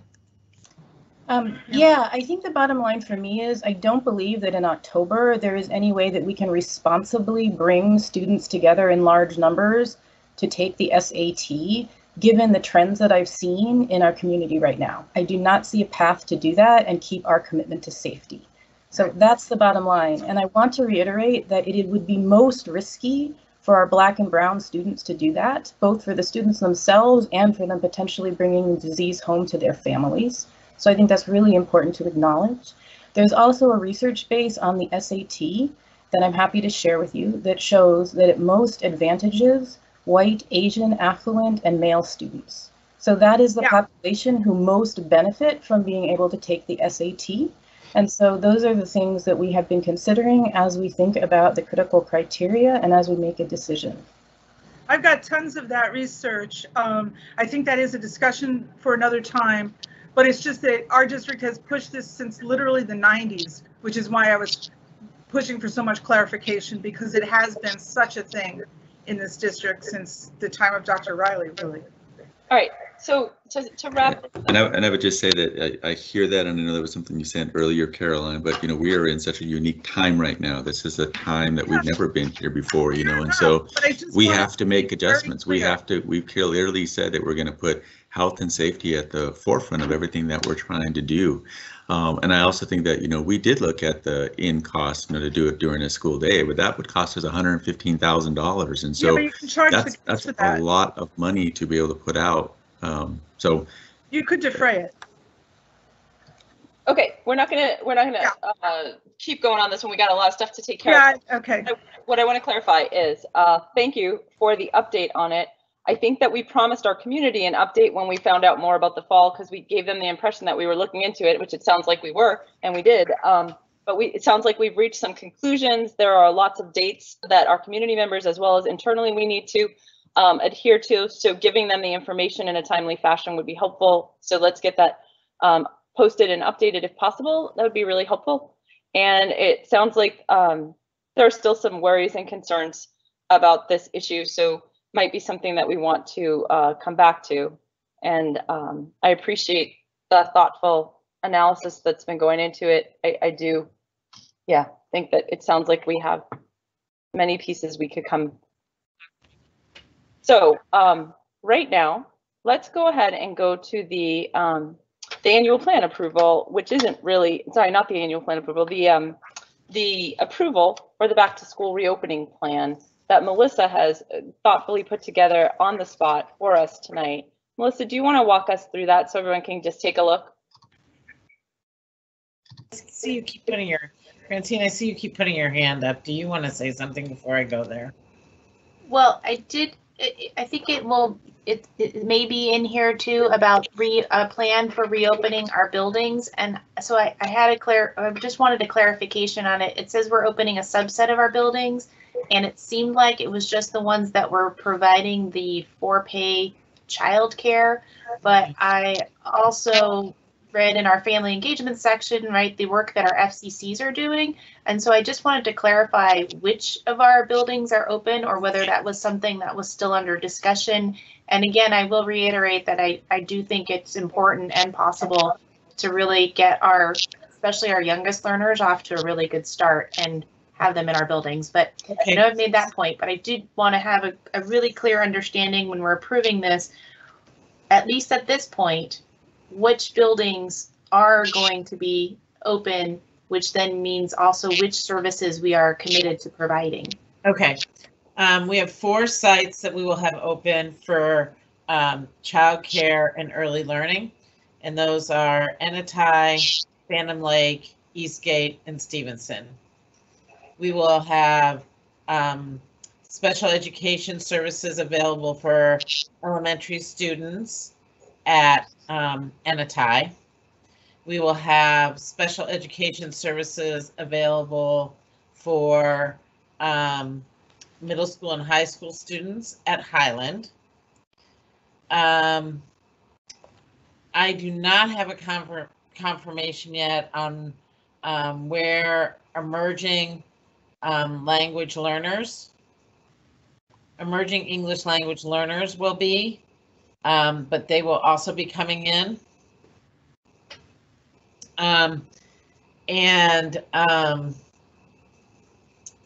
We will have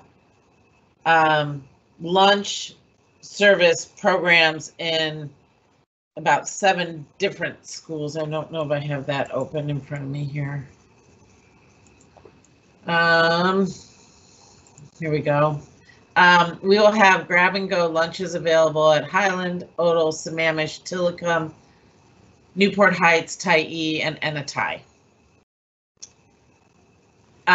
We will have senior high schoolers that got an I last semester at Sammamish. We will have technology support at Newport High School and Sammamish. And we will have teachers who would like to work in classrooms at Tillicum and Newport High School.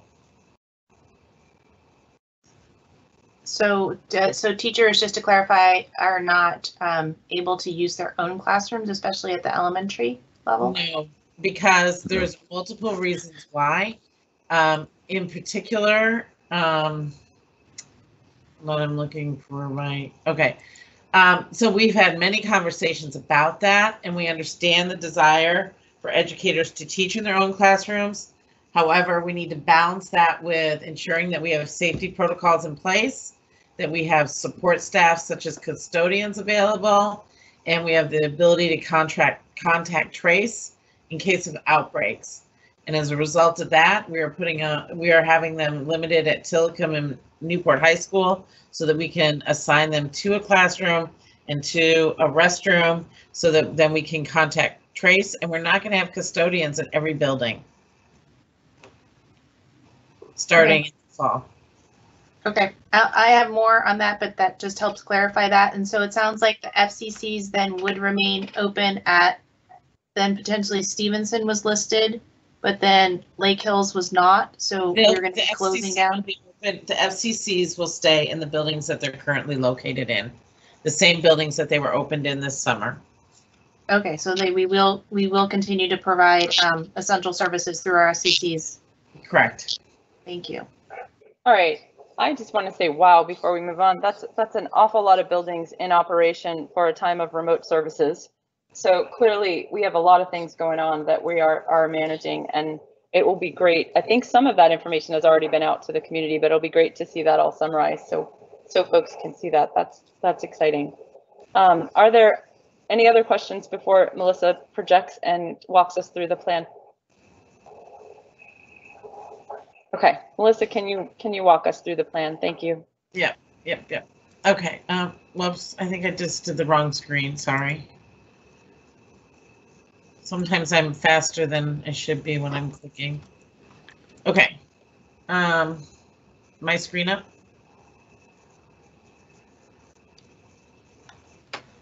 Yes. Okay, okay. So this is OSPI's reopening template. The first 3 questions are pretty simple. Nothing has changed here. Start of school September 3rd. Last day of school planned to be June 22nd.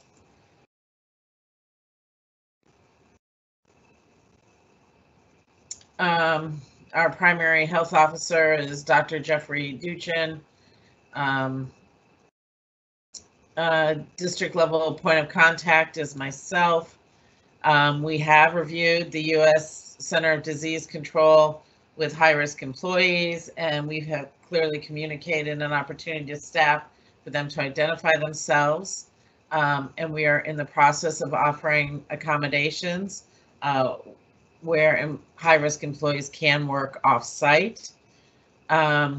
We have reviewed our drop-off and pickup plans so that we can provide appropriate physical distancing and minimal opportunities for parents and other adults. That is included in what we presented on August 5th. We have a daily health screening plan in place for students.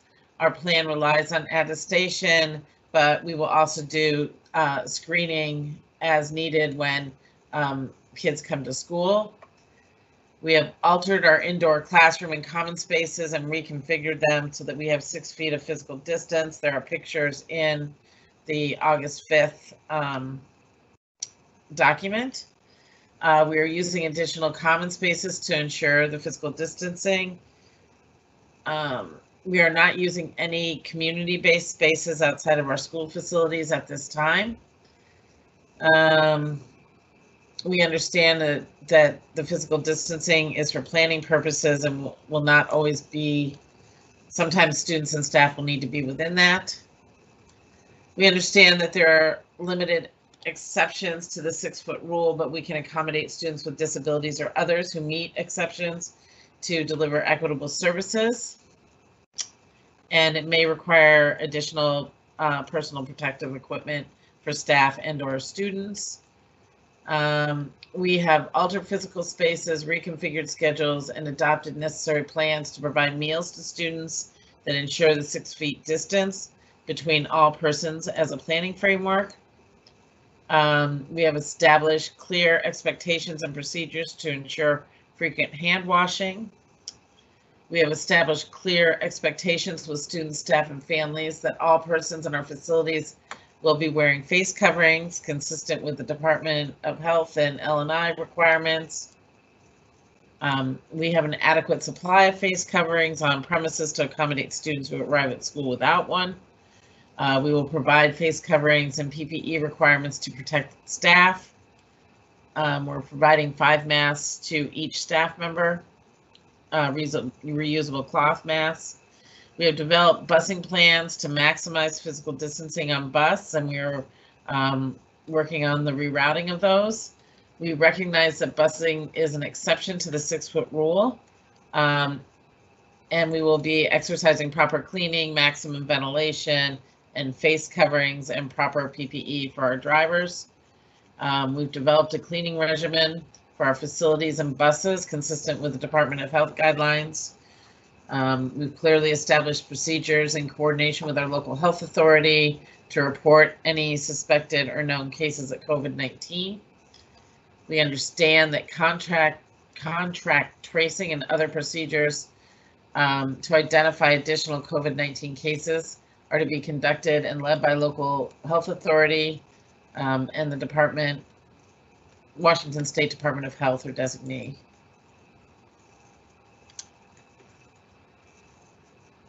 We have established a school calendar that has 180 days of required instructional hours.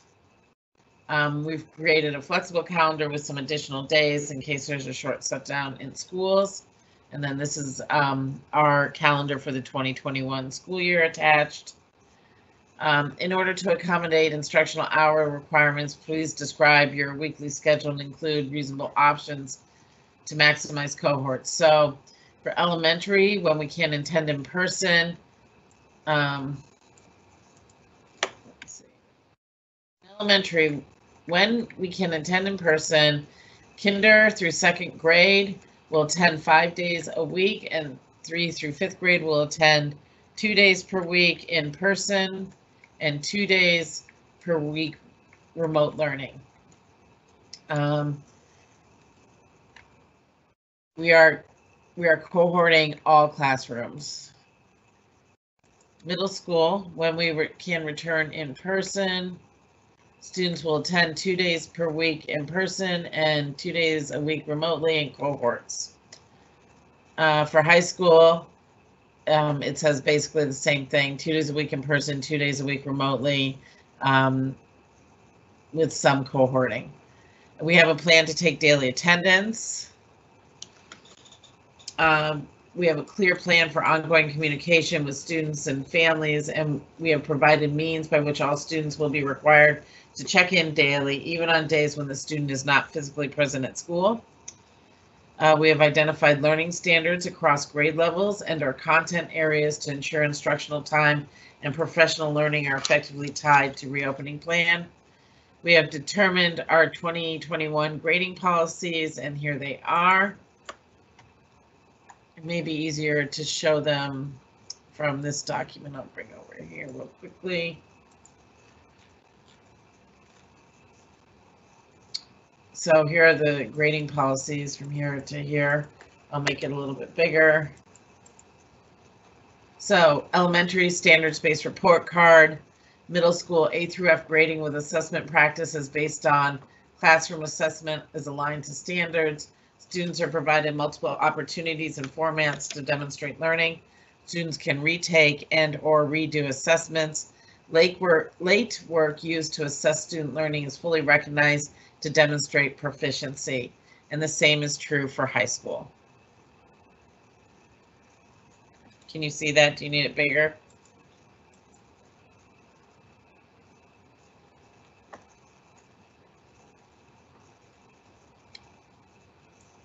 I know this was one of the areas of questions, so I just want to make sure we've gotten it covered. Well, so could you copy paste grading section into the comments, to the chat comments, just so that so see them? Thank you.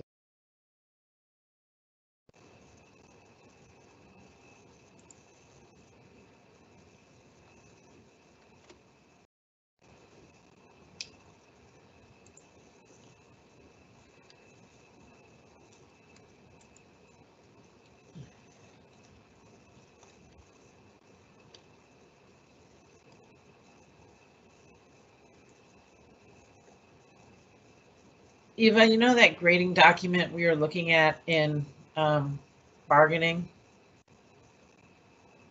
That has everything all laid out and nicely formatted and stuff. Do you remember that? Yes, that beautiful document.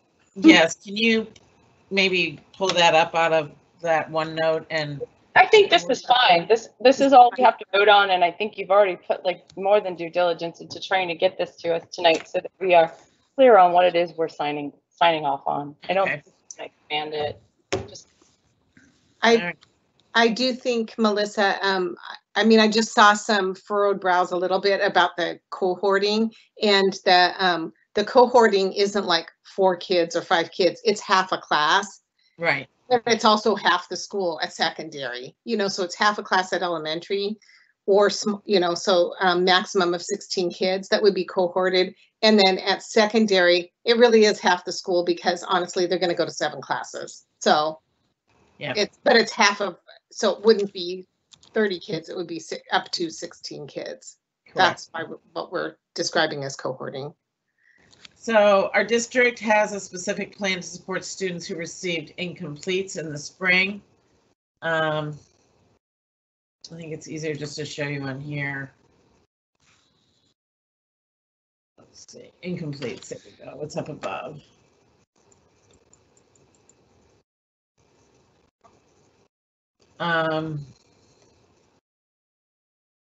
For fall, each school will revise individual student plans based on end of year data. So right here is the plan, just so that you can see it. Okay.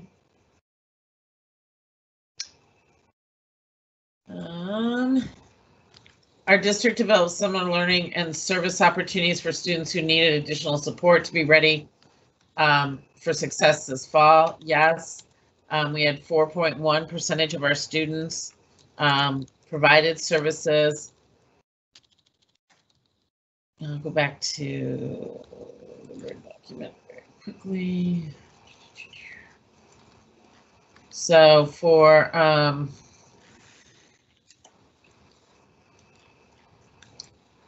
let's see,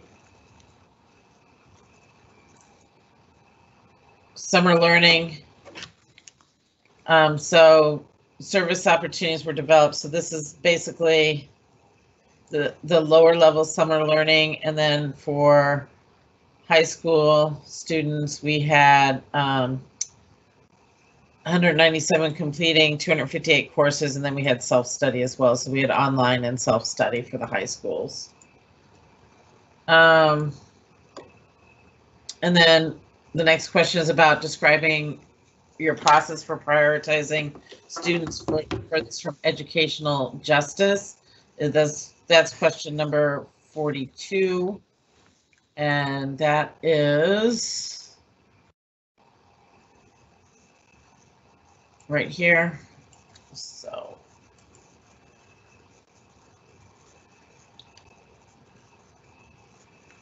it talks about the in-service, the BSD's limited in-person services, small group or individualized supports for students, including special education students, emerging bilingual speakers, those with incompletes. In addition, McKinney-Vento and foster care, or those experiencing homelessness, will have priority in establishing technology access.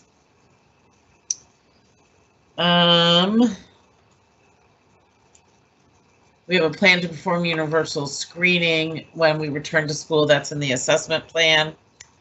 Our district has a family and community engagement process that is explained right here. This is a family engagement process. So talks about our FCCs, talks about the surveys. Okay, and then our district has invested in additional accessible technology, hardware, and connectivity. Yes.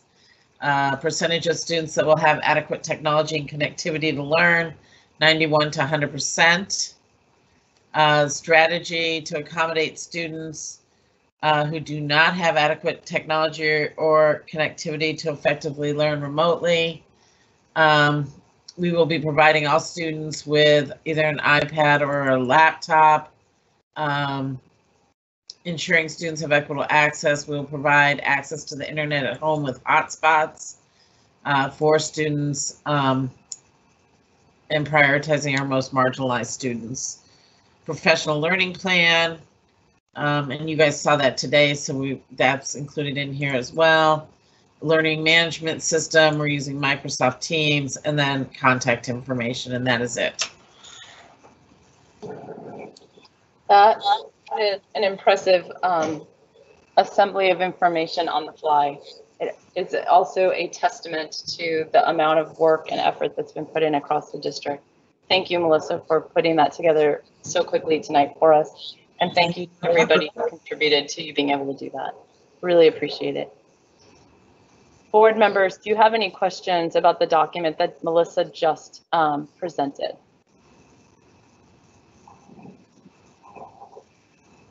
No.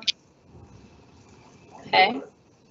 What I'm going to do then, if they're barring any questions, I'm going to go ahead and read or not read the whole thing, but I'm going to put the resolution up. So maybe Mike, you can project the resolution in the section of the meeting that talks about the return to school plan. Christine, so once you read that, are we voting on it? I don't have questions per se. I wanted to make two quick comments on two of the questions that were there.